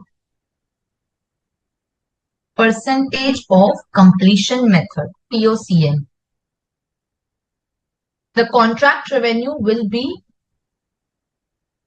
recognized on the basis of the percentage of completion method. The contract revenue will also include retention money. Contract revenue will also include the retention money. Even that will be recognized on the percentage of completion method. So contract revenue and the contract cost are to be recognized on the percentage of the completion method. Are we clear? Yes. So this is on the basis of the percentage of completion method. That's it. That's the only thing section 43 CB says. Are we clear? And then we have another section which is section 43 C8,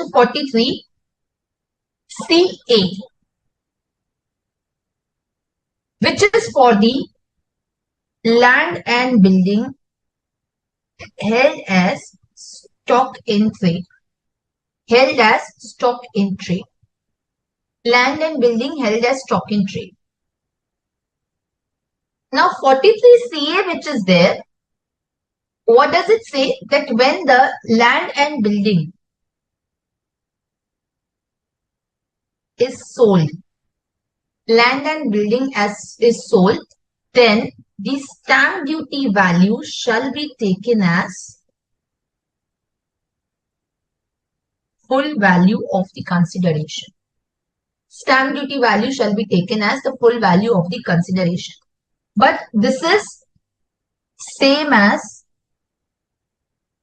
section 50CA, 50C under the head capital gain, which we will discuss in next few classes.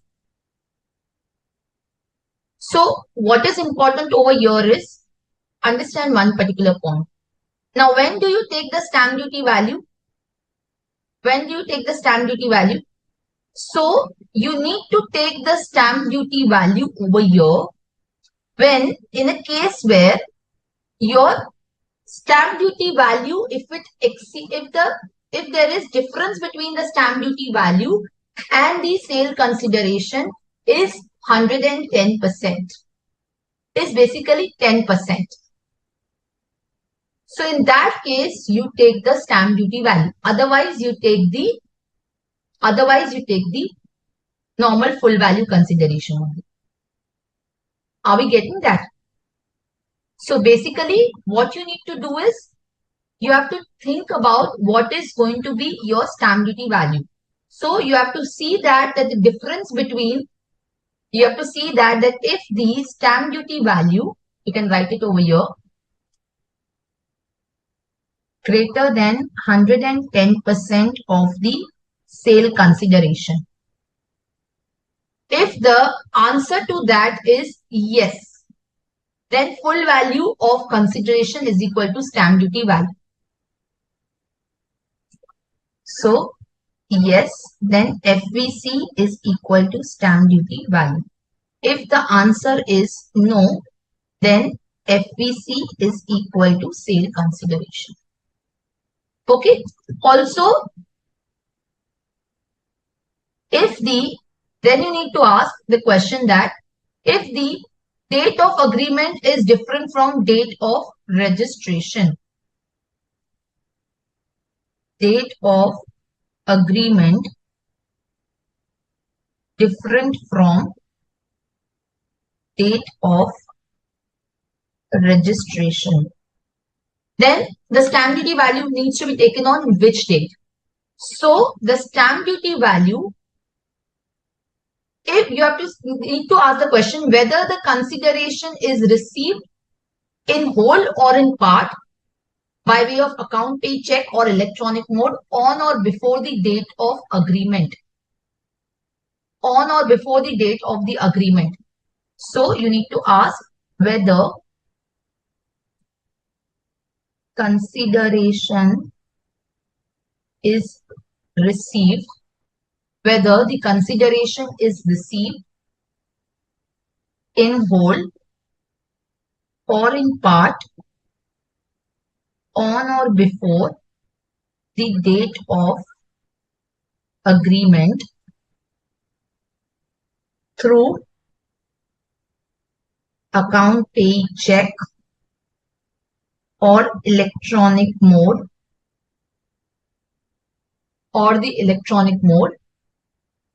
then in that particular case, you need to take into consideration the stamp if yes and if no.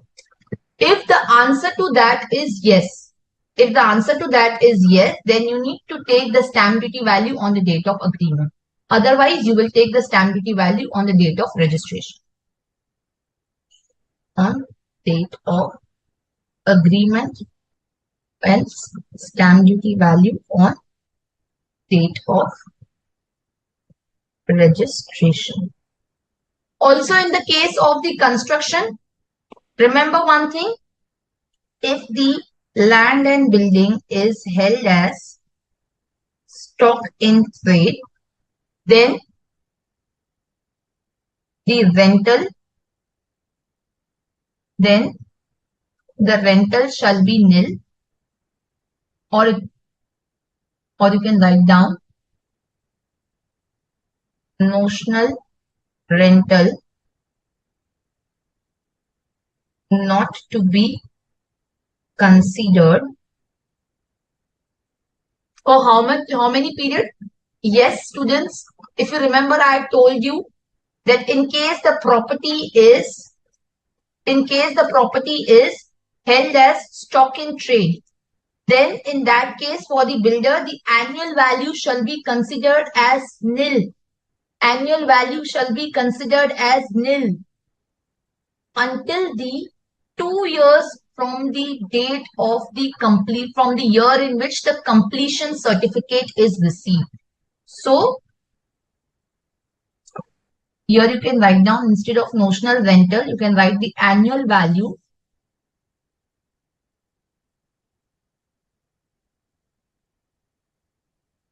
nil for 2 years from the previous year in which completion certificate is received. This is under section 23. Fine. And as far as if rental income from property held as stock in trade, Chennai properties case. Okay. So this is for the construction business. Yes, students. Yes, Vanshika, you are clear. Okay. So with this, we finish off the PGBP. With this, we finish off the PGBP. I want you to solve this one question which we have written over here, which is like a very, very comprehensive question. But this we are going to solve at the end of the class. Okay. So now I'm going to start with the capital gains. Just give the new heading, capital gains.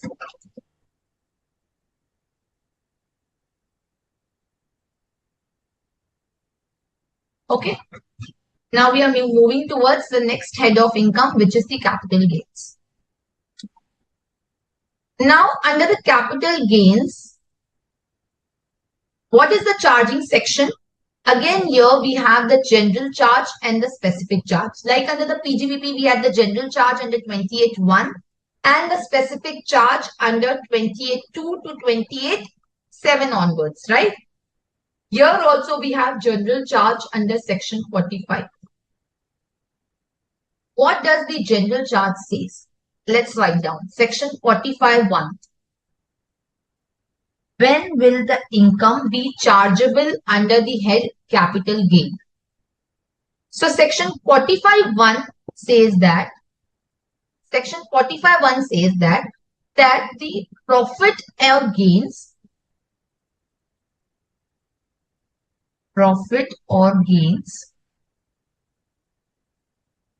arising from transfer of capital asset, arising from the transfer of a capital asset effected in previous year,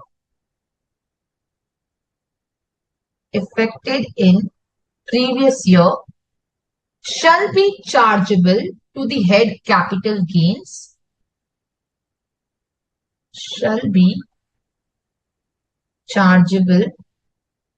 under the head capital gains and shall be deemed to be income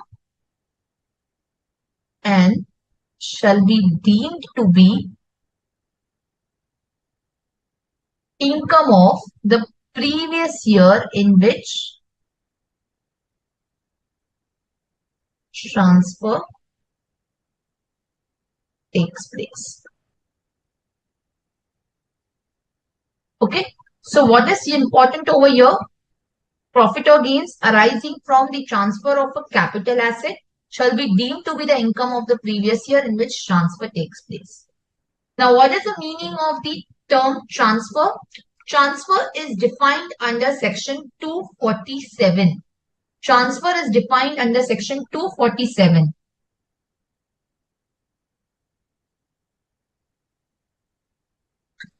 How is the term transfer defined under 247? Let's try and understand this first.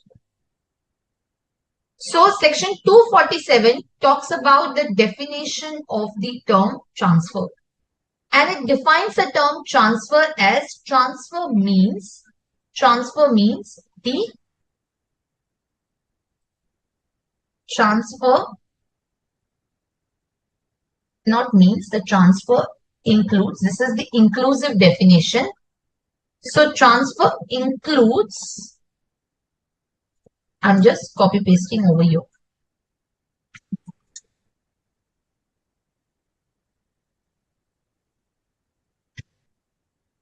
Sale, exchange or relinquishment of the asset. That means transfer means what? Sale of asset, exchange of asset is also a transfer. Relinquishment of the asset, that is the asset itself gets destroyed, or any rights in the asset are relinquished. What is the meaning of relinquishment of asset? So relinquishment meaning what? That I give up the rights in the asset. Relinquishment means I give up the rights, I abandon the rights. Extinguishment of any rights therein. Even if the asset in that the rights gets ended, that is the extinguishment of right. Compulsory acquisition under any law. So compulsory acquisition of the asset by the government is also considered as transfer. The conversion of capital asset into stock in trade is specifically included in transfer. Conversion of stock in trade into capital asset was covered under 28(6). Conversion of capital asset into stock in trade is also considered transfer. Conversion of stock in trade into capital asset under PGBP 28(6). Conversion of capital asset into stock in trade is covered here in capital. Maturity or redemption of the zero coupon bond. Maturity or redeeming the zero coupon bond is also considered as transfer. Any transaction involving the allowing of the possession of any immobile property to be taken or retained in part performance of a contract of the nature referred to in section 53A of the Transfer of Property Act. Now, what is section 53A of the Transfer of Property Act? So 53A of the Transfer of Property Act provides that it provides a protection to the party in possession by allowing them to resist any dispossession from the property. Meaning what? Where any person contracts to transfer the immobile property. Where any person transfers the immobile property, it allows for the enforcement of the written contract to transfer the immobile property and protects him if anybody denies him from the possession. So if there is any transaction which is allowing the possession of an immobile property, in accordance with section 53, where I am giving you the possession of the immobile property, though I am not actually transferring the legal ownership, that is also considered as transfer. Any transaction, whether by becoming a member or acquiring shares in a cooperative society, which has effect of transferring or enabling the enjoyment of immobile property. So if I'm having any transaction which is resulting in transferring the immobile property in any cooperative society, then that also will be considered as transfer. Okay. So this is the definition of transfer. Then the capital asset. The capital asset is defined under section 2, subsection 14. Capital asset is defined under section 2, subsection 14. What is the definition of capital asset? Now, the capital asset has the means property of any kind. Capital asset means property of any kind, whether or not connected with the business or profession.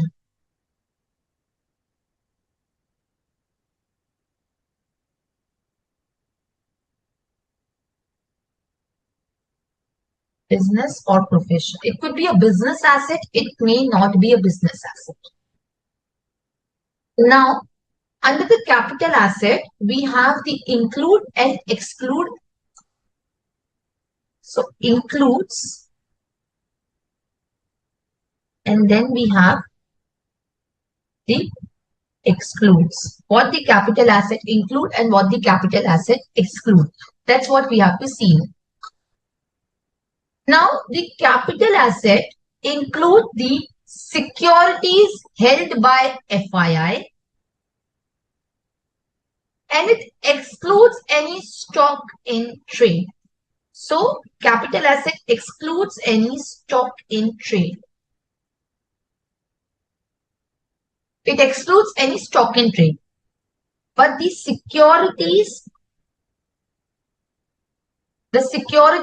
held by FII, even if it is considered as a stock in trade, even if it is held as stock in trade, it will be still a capital asset. Other than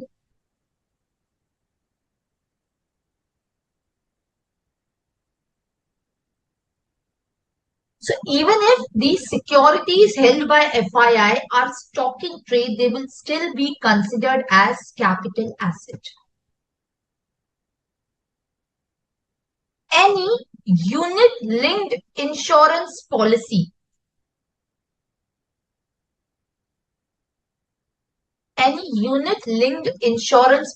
ULIP. Now, the ULIPs have certain exemption. The ULIPs have certain exemption under section 1010D, right? But the ULIPs to which the exemption under section 1010D does not apply, which is the case where the premium in respect of ULIP is more than rupees 2.5 lakh. The premium where it is more than rupees 2.5 lakhs. In those cases, the ULIPs will be considered as the capital asset. So just write down ULIPs where exemption under section 1010D not applicable, that is where premium paid greater than rupees 2.5 lakhs.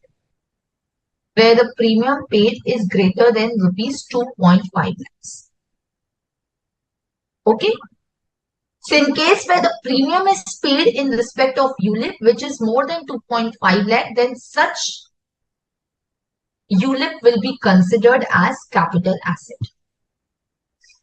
Okay, ULIP are basically unit-linked insurance policy. The insurance policy is linked to the units of the mutual fund. Are we clear? Now, as I said, what are the other exclusions? The personal effect. Stock in trade, then personal effect. But it includes jewelry, So this is a capital asset. Archaeological collections, drawings, paintings, right? These are the sculptures or work of art. These are the capital assets.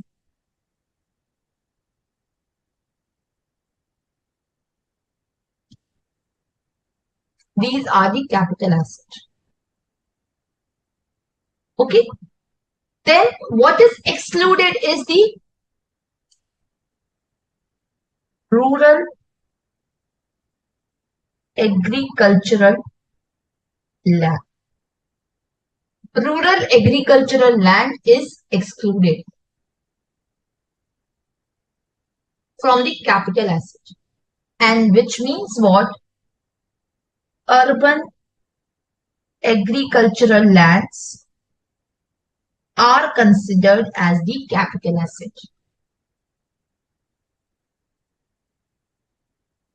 Now, what are the urban agricultural land?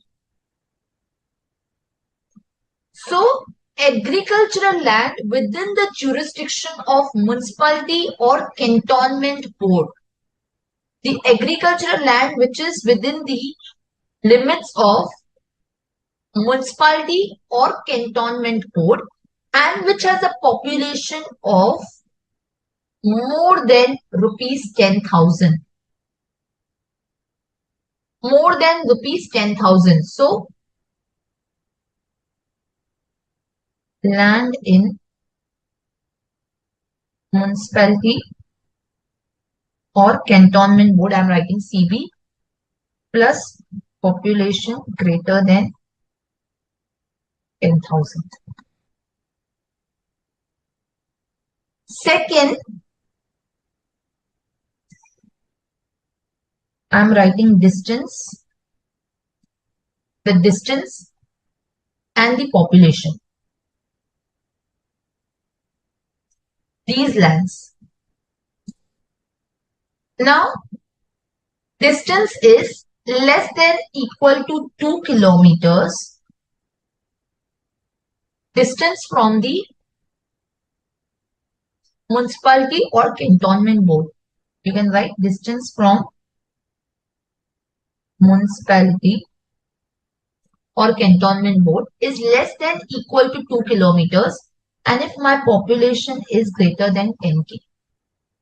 Or if it is more than 2 kilometers and less than equal to 6 kilometers, the population is greater than 1 lakh.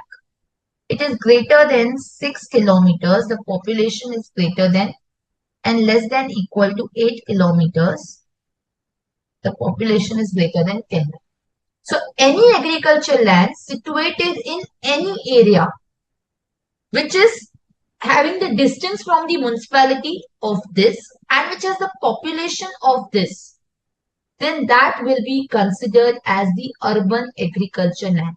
Let's say, for example, if I have the distance of 1 kilometer and I have the population of the 9,000, that will be obviously what? The population is not more than 10,000, although I have satisfied the condition of the less than 2 kilometers, it is 1 kilometer. Population is not more than 10,000.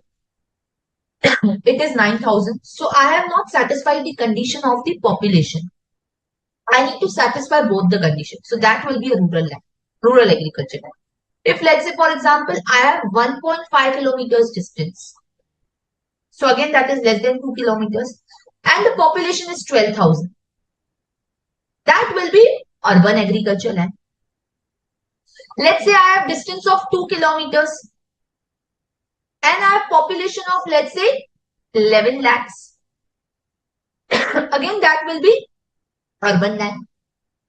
Let's say I have population of 3 kilometers, but I have let's say population of only 80,000.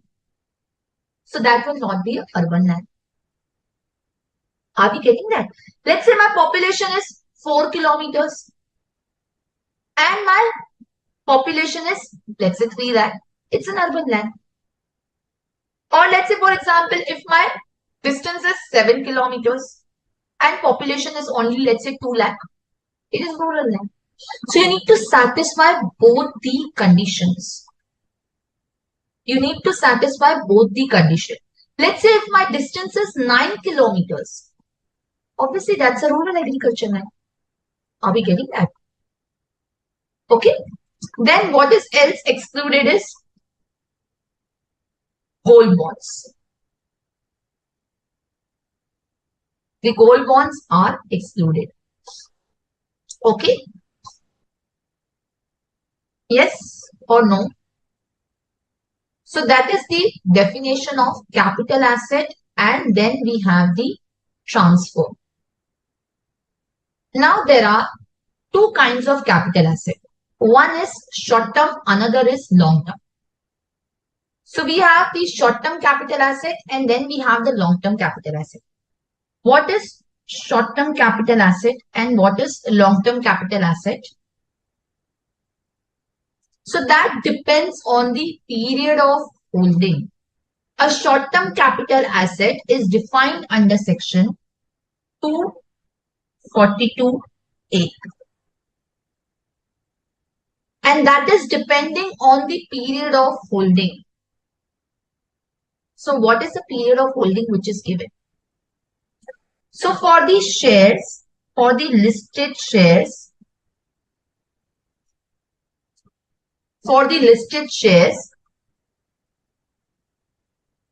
if the shares are listed in a recognized stock exchange, or you can write down, instead of listed shares, you can write listed securities. Any security. In case of listed security other than unit, other than the units or units of equity oriented fund, units of UTI, zero coupon bond. For them, the holding period for short-term capital asset is less than equal to 12 months. So section 242A talks about the short-term capital asset. It means the capital asset in case of security which is listed in recognized stock exchange, unit of UTI, unit of equity oriented fund or zero coupon bond, it is 12 months. In case of the unlisted shares,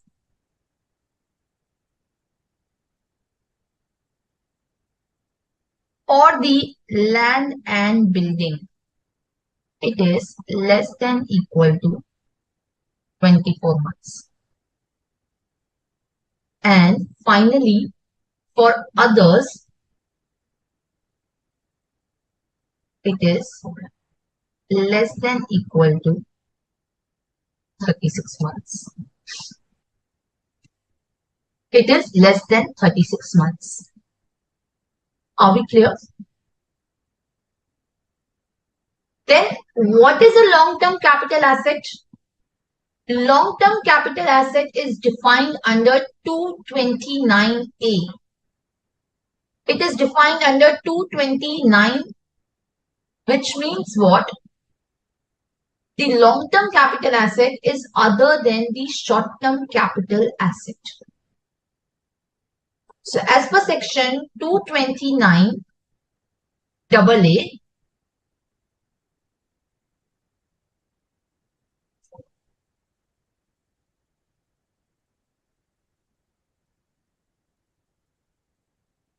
other than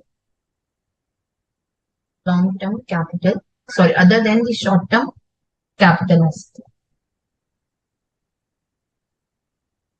So automatically, this is going to be my short-term capital asset under section 242A. So the reverse would be long-term capital asset under section 229 AA is going to be greater than 12 months. For this, it is going to be greater than 24 months. And for others, it is going to be greater than 36 months. Yes. And therefore, we have the short-term capital gain. This is short-term capital asset.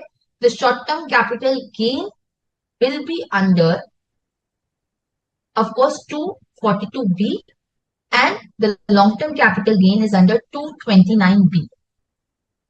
Are we clear? So short-term capital gain is arising from the short-term, say gains arising from the short-term capital asset. So this is going to be the short-term capital gain, and if it is long-term capital gain, it is from the long-term capital asset. Clear, students? Crypto Mansha, at the moment, we will not take into consideration. We will talk about it when we will deal with the virtual digital assets separately. Clear, Mansha? So at the moment, we are not touching on the cryptos. If it is more than 10 lakhs, if it is more than 10 lakhs, Mansha, and if the distance is more than 8 kilometers, so if my distance is more than 8 kilometers, then obviously this does not become the urban land. Because for the urban land, the maximum distance is less than equal to 8 kilometers. If any of the condition is not satisfied, that will be a rural agriculture land. Understood? So this is the plus condition. Both the conditions need to be satisfied, Mansha. Clear? Okay? Yes. So here we have the capital asset from the long-term and short-term capital gain. Are we clear about this? Okay. Now we move on to the specific charge. So this was our general charge. The specific charge, as you always know, is an exception to the general charge. Like under 28.1, we had profit and gains from the business or profession. But under 28.2 to 28.7, the capital receipts were specifically charged. Isn't it? Here also, the 45, of course, here the capital receipts are only chargeable. Entire capital gain is about capital receipts. So here the exception to the general charge is not in terms of the revenue versus capital. Here the exception to the general charge and the specific charge is in terms of that under general charge, the income is deemed to be of the previous year in which transfer takes place. Under 45.1, your income will be deemed to be of the previous year in which transfer takes place. But under specific charge of 45, the income will not be in the year in which transfer takes place. It will be in the specified conditions when the income will be charged. So that's what we are now going to have a look at. First is section 45.1a. Section 45.1a. Now this is in respect of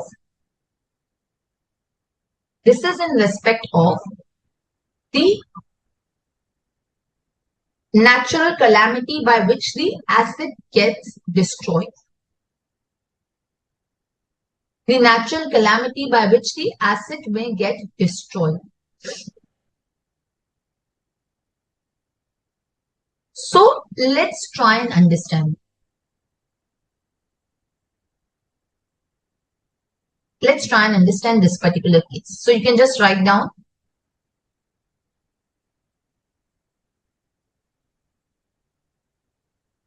So 45.1a is insurance compensation.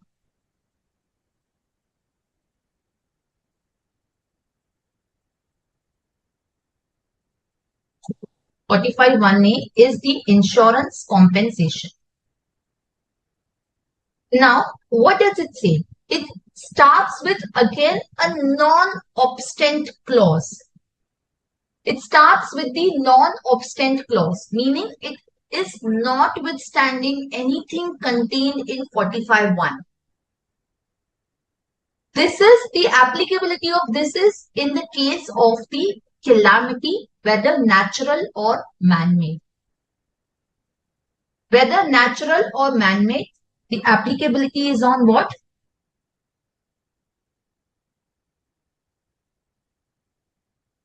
Natural or man-made calamity. For example, the floods or tsunami or any riots or accidental fire or any war, any of these situations. And what happens? The asset gets destroyed. So what does section 45(1)(a) says? That in case due to these natural calamities or man-made calamities, the asset is getting destroyed. And at any time during the previous year, insurance compensation is received. So what is the event? The event is damage or destruction of any capital asset.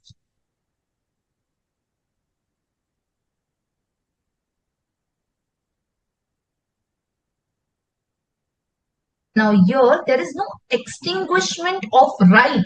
Here the entire asset gets extinguished. Here the entire asset is getting extinguished. So that is why we have a specific charge, because in very old judgment of Vanya Silk Mills, the Supreme Court had held that where the asset itself is getting destroyed, there would not be any question of capital gain under 45(1). Then the revenue introduced this provision of 45(1)(a) to override the Supreme Court ruling to hold that damage or destruction of a capital asset will be specifically chargeable under section 45(1)(a). Are we getting that? So what will be the taxability? The taxability will be in the previous year. The taxability will be in the previous year in which the insurance compensation is received. Previous year in which insurance compensation is received. So if you look at this particular point, in 45(1), the taxability arises in the year in which there is transfer taking place. Whereas under 45(1)(a), the taxability is arising in the year in which the insurance compensation is received. Now understand here one important point. If I charge it to tax in the year in which the asset is destroyed, what will happen? There will be undue hardship to the assessee because asset is destroyed. I have not even received the compensation and I am put the burden of paying the taxes. Isn't it? So therefore, the taxability is postponed to the year in which the compensation is getting received. Are we clear about that? So it is taxable in the previous year in which the compensation is being received. Now, how will the computation will be? So here, my full value of consideration. Here, my full value of consideration will be what? The full value of consideration will be the money or any other asset which is received to me, the FMV of that asset. So let's take an example where let's say I have purchased the building. Let's say I have purchased the building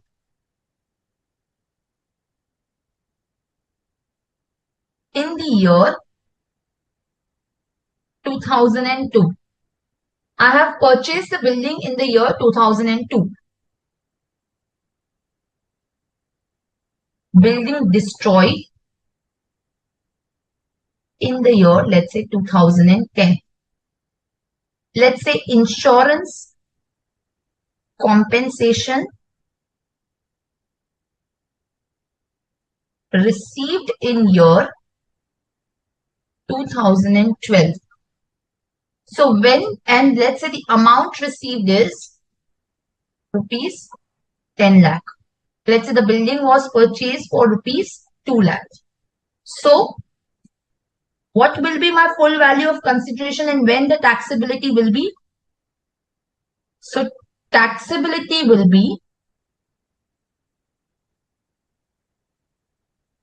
in the previous year, 12/30. Full value of consideration will be the money received or the fair market value of assets received as insurance compensation, isn't it?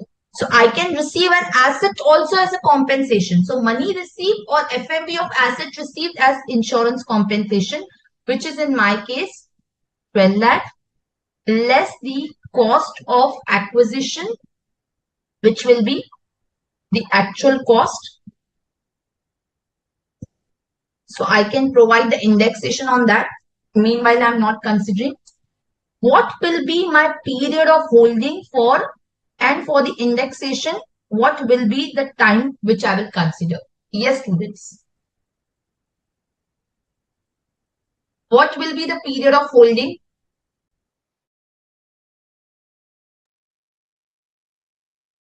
Yes.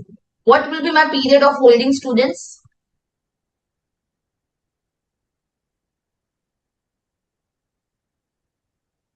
So period of holding and indexation will be till 2012 or till 2010. Mansha, good question. Loss from the assets arising from COVID or lockdown, it depends. Like COVID did not result in any calamity per se. It has to be by either fire or by any flood or tsunami or typhoon. COVID was a virus attack. It was a pandemic that did not result in any natural calamity per se, Mansha. So yes, what will be the period of holding or indexation? Yes, Mohammed, very good. So for the period of indexation or period of holding will be till 2010. From 2002 to 2010. So even though the taxability is in the year 1213, but the period of holding and indexation will be till 2010 because the asset get ended there. Are we clear? And that will give me the capital gain. Fine. That will give me the capital gain. Vanshika, it will not be till 2012 because the asset was destroyed in the year 10 itself. Are we clear? Yes, students. Okay. Now the next one which is there, that we are going to deal the 45(1)(b) and 45(2) we are going to deal in the coming class. So the specific charge, I'm doing it, I'm stopping it over here, the specific charge part. Next part, we will do it in the next class. Next class is going to be very, very important. Why I'm stopping it over here? Because I want you to solve this PGBP question. So next 10-15 minutes, we are going to spend on this PGBP question. Okay, so let's get started with that. Light Limited, an Indian company engaged in the business of manufacturing of electrical products, has reported the net profit of rupees 1.2 crore after debiting or crediting the following items. Engineering fees to the ex-INC for the installation of machinery without deducting the TDS. However, ex-INC has filed its ITR disclosing this income and paying the due taxes on the same before September 30th, 2024, not 23. Here it should be 24. Yes, what will be the effect of this adjustment? You have to solve with me, students.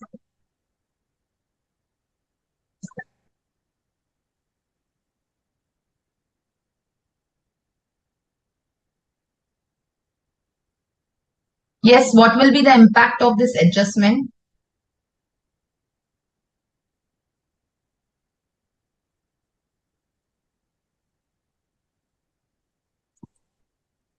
Yes, dear students.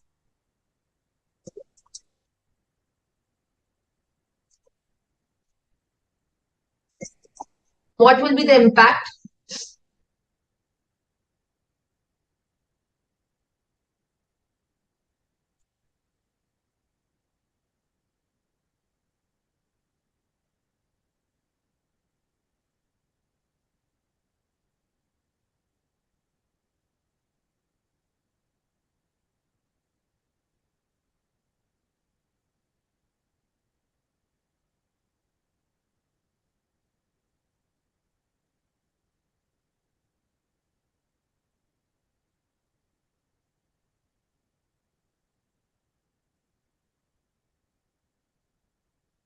Yes, allowed, disallowed.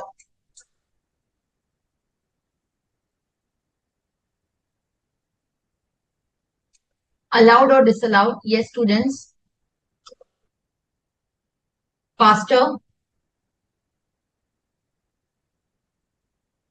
Yes, allowed or disallowed.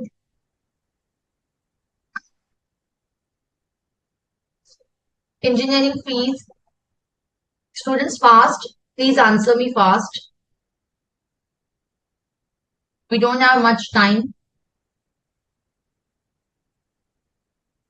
We have to finish off this entire question.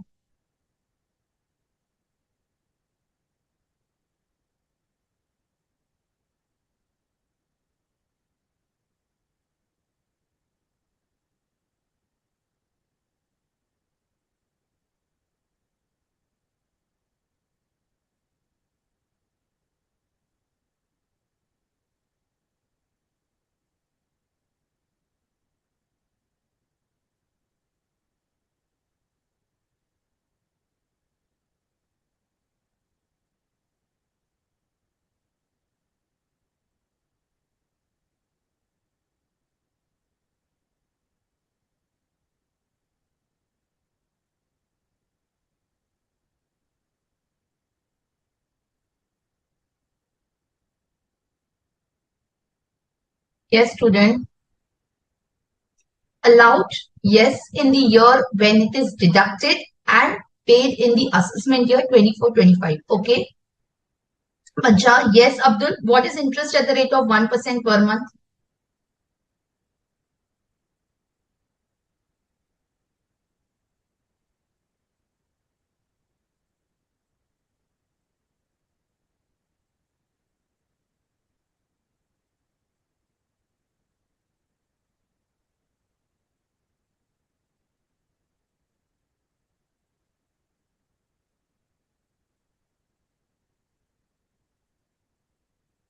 Okay.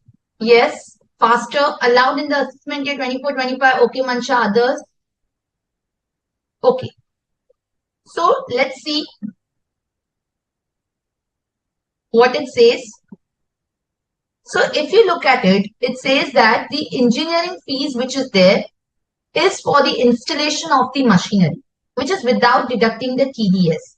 Now, this has been paid before 30th September 2024. So, yes, this will be allowed during the previous year. This will be allowed even though I have not deducted the TDS, but XINC has disclosed the income in ITR and has paid the due taxes. So, this will be allowed. Alternatively, the question can also be like this. Understand, the question can also be like this. Let's say the question can be that engineering fees paid to the XINC for the installation of machinery and the TDS was not deducted because XINC was not liable to tax as per the India UK DTL. So it could be the question can be like, since XINC was, or you can write, since installation charges not taxable as per India UK DTAA. Now, if that be the case, whether still TDS is required to be deducted? Yes, Mohammed, I got your answer that the interest at the 1% will be paid from the date on which the TDS was deductible till the date the return was filed by XINC. Not till the date it was paid, but till the date by when the income tax return was filed by the XINC. Up to that, the interest at the rate 1% per month will be payable by this company Light under section 2011A. Okay. Now, if your question would have said it like that the TDS was not deducted because installation charges were not taxable under the India UK TTAA, then whether the TDS is required to be deducted, the answer is no. The TDS is only required to be deducted when the sum is chargeable to tax. Here the sum is not chargeable to tax. So then there is no question of deducting the TDS and therefore there is no liability. Clear? So in this case, you would write TDS not required. Tax deduction not required. Okay. Then contributed to the Employees Welfare Trust rupees 2 lakh. Contributed to the Employees Welfare Trust rupees 2 lakh.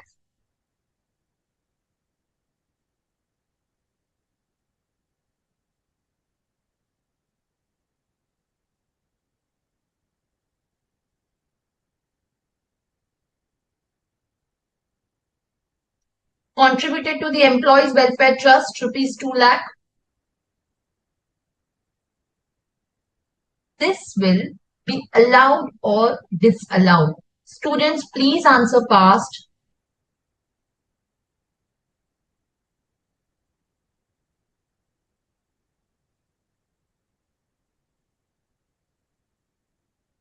You are expected to come and solve this question. Mansha, it is not allowed. Section 40A9. Remember, contribution to any unrecognized trust is not allowed. It is disallowed under section 40A9. But if it is paid to a trust which was in the nature of bonus, and then the trust pays to the employees before the due date of return of income, then as per Shashun Drugs Limited case, then bonus will get allowed. Then the bonus will get allowed. Are we clear? So amount paid to a trust as the employee contribution is not allowed under 40A9. Are we getting that? Yes or no? Fine. So just write down. This is disallowed.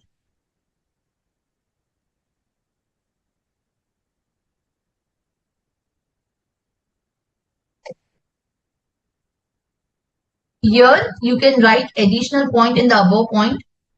Interest at the rate of 1% per month on tax deductible from the date deductible till date of ROI filed by X.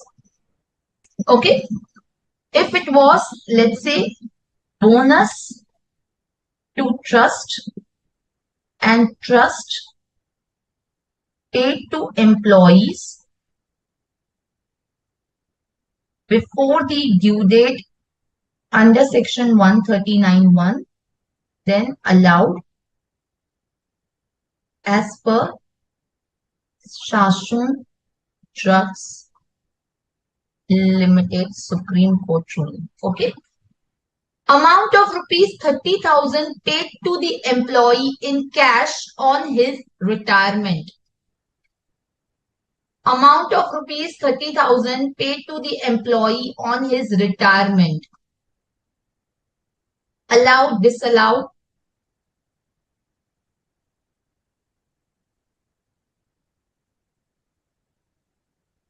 Allowed or disallowed?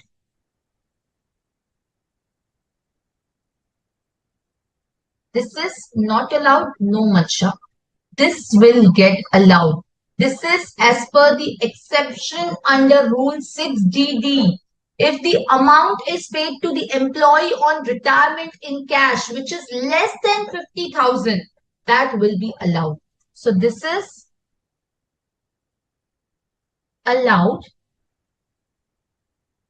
under section 40A3, read with Rule 6DD. Read with Rule 6DD. Are we clear?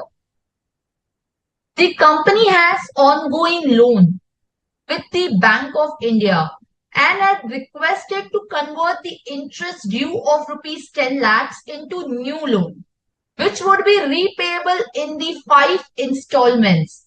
The assessee has paid 2 installments during the year. Allowed, disallowed?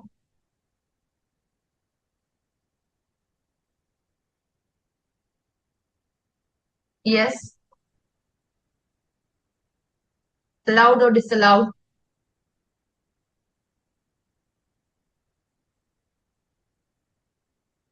Yes, faster students.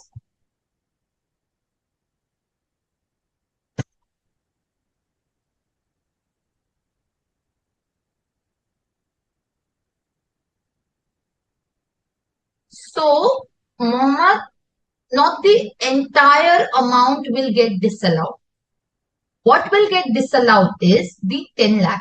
So you will add back 10 lakh, but you will allow these 2 installments. So 2 divided by 5 into 10 lakh. Are we clear? So the 4 lakh rupees will get allowed. Because 2 installments you have paid during the year. So the amount that you have paid during the year will be allowed under section 43B. Will be allowed under section 43B. Okay. So not the entire amount will get disallowed because the 2 installments that you've actually paid will get allowed. An employee, Mr. Raj, was deputed to Northeast for official tour for 20 days. The company paid salary in cash of rupees 1 lakh and there was no bank account there. TDS has been deducted under 192.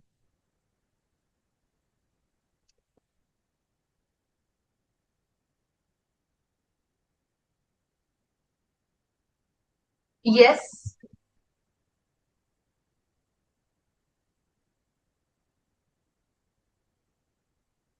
Yes, students. Allowed, disallowed? So this will be allowed. It is covered by Rule 6DD exception. If the employee is posted for more than 15 days to a location where he does not have a bank account, this will get allowed, even though it is paid in cash and the TDS has been deducted under 192. So, this is allowed as employee posted for greater than 15 days. Rule 6DD. Fine. Amount of 3 lakh was incurred on installation of glow sign board for advertisement. Again, whether allowed or disallowed. So amount for the glow sign board which is incurred. Now, if you look at it, this glow sign board which is incurred, If you remember, I had told you that this is going to be my revenue expenditure and not a capital expenditure. So this will also be allowed as the deduction. Okay. So this is allowed as deduction as revenue expense. The company has paid rupees 5 lakh as regularization fees to municipal corporation to regularize the deviation from the sanctioned plan in construction of the factory building. Now, if you remember, even this we had discussed, this is a compounding fee. So this will not be allowed as deduction under section 37 as this is in the nature of penalty. So, in nature of penalty to compound offense, not allowed as per explanation to section 37. Depreciation on useful life of assets, obviously we will add back, disallow.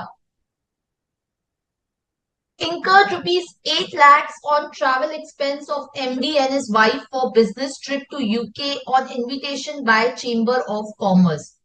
Again, if you remember, this will get allowed as it is a business practice. So this will be allowed under section 37. It's a business practice to travel along with wife. So allowable under section 37 as business practice to travel with wife. Provision for gratuity based on actuarial valuation under of rupees 7 lakh. Actual gratuity is 1.5 lakh. So provision for gratuity is disallowed under 40A7. Actual gratuity will be allowed under 36(1)(5), isn't it? So provision disallowed under section 40A7, actual gratuity allowed under section 36(1)(5). Yes, clear? Mansha, in the next class, we will have capital gain. So we will not be able to take this question. Interest on GST late paid. This is allowed under section 37. Contractor fee was rupees 2 lakh. Contractor fee was rupees 2 lakh. TDS is not deducted with the contention that the fees is not paid. So contractor fee was 2 lakh, but it is payable. It is not paid. And TDS is not deducted with the contention that the fee is not paid. So if you remember, the TDS is on the paid as well as the payable. So as per Supreme Court ruling in Palam Gas, 30% will get disallowed. So 40A1A is attracted even if the amount is not paid, but it is payable. Clear? Expense of rupees 5 lakh incurred on issue and collection of compulsory convertible debenture and rupees 2 lakh on issue of the bonus shares. So, on the compulsory convertible debentures, it is a revenue expense. Compulsory convertible debenture is a revenue expense. It is not in capital field. Again, 2 lakh, which is there, is a revenue expense as the capital structure remains intact. So, ITC Limited case and GIC case, General Insurance Corporation. Okay. So, this is also allowed as not in capital field. This is also allowed as capital structure not changed. This is ITC Limited case and this is General Insurance Corporation case. Okay. Next is payment to A Limited of rupees 2 lakh as per the time limit under the agreement for consultancy fees. And payment to B Limited of rupees 1 lakh was due but not paid till 30th September 2024 for technical charges. Now, in the adjustments, it is given that the A Limited and B Limited are the MSMEs. A Limited and B Limited are the MSMEs. You can additionally write it over here that the time limit under agreement was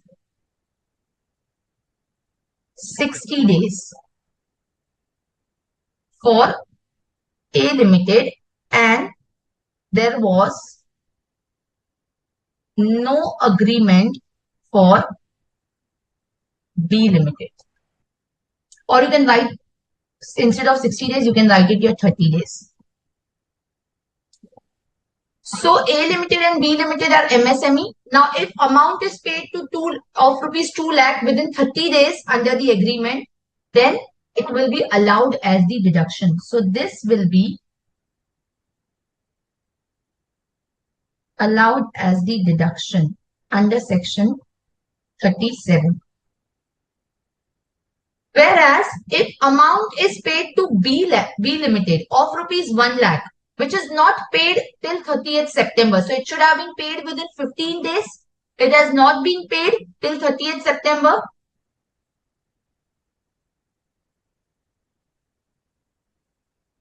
So this will get disallowed under section 43B. For the first one, 43B is not attracted because the payment has been made within the time limit. If let's say the payment would have been made in 60 days, then in that case, that is beyond the 45-day period under MSME Act section 15, then it would not have been allowed. It would have been allowed as per section 43B because the payment has already been made. Okay. But in the case of the B Limited, since it is not paid till the due date of return, it is disallowed under 43B and will be allowed in next EY. Fine. Provision for doubtful debt, disallowed. Actual bad debt is allowed under section 36(1)(7). 36(1)(7). Okay.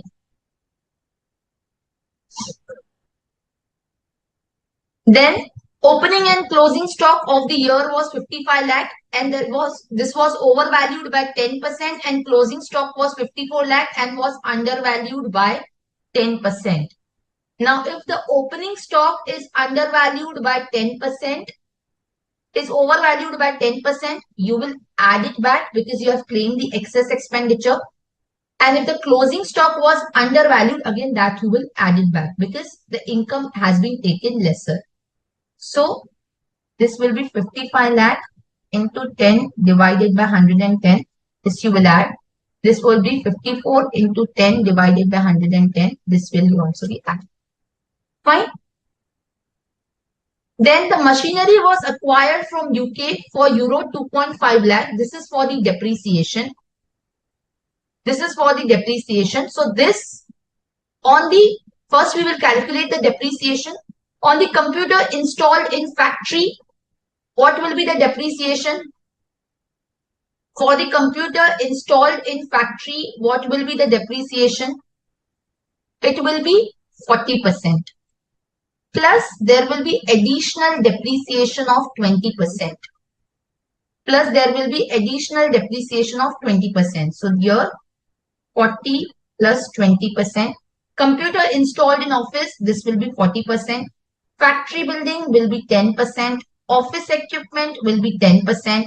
EPBX and mobile phone will be again.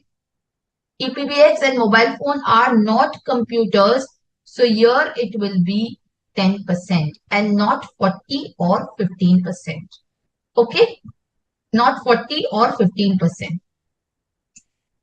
So Here, then there is additional adjustment. The machinery was acquired for euro 2.5 lakh. Rate of exchange was 90. Assessee paid the amount on 31st December. Here you can write 2023. This is also 2023. When the exchange rate was rupees 99. The trial, so this, the exchange difference of rupees 9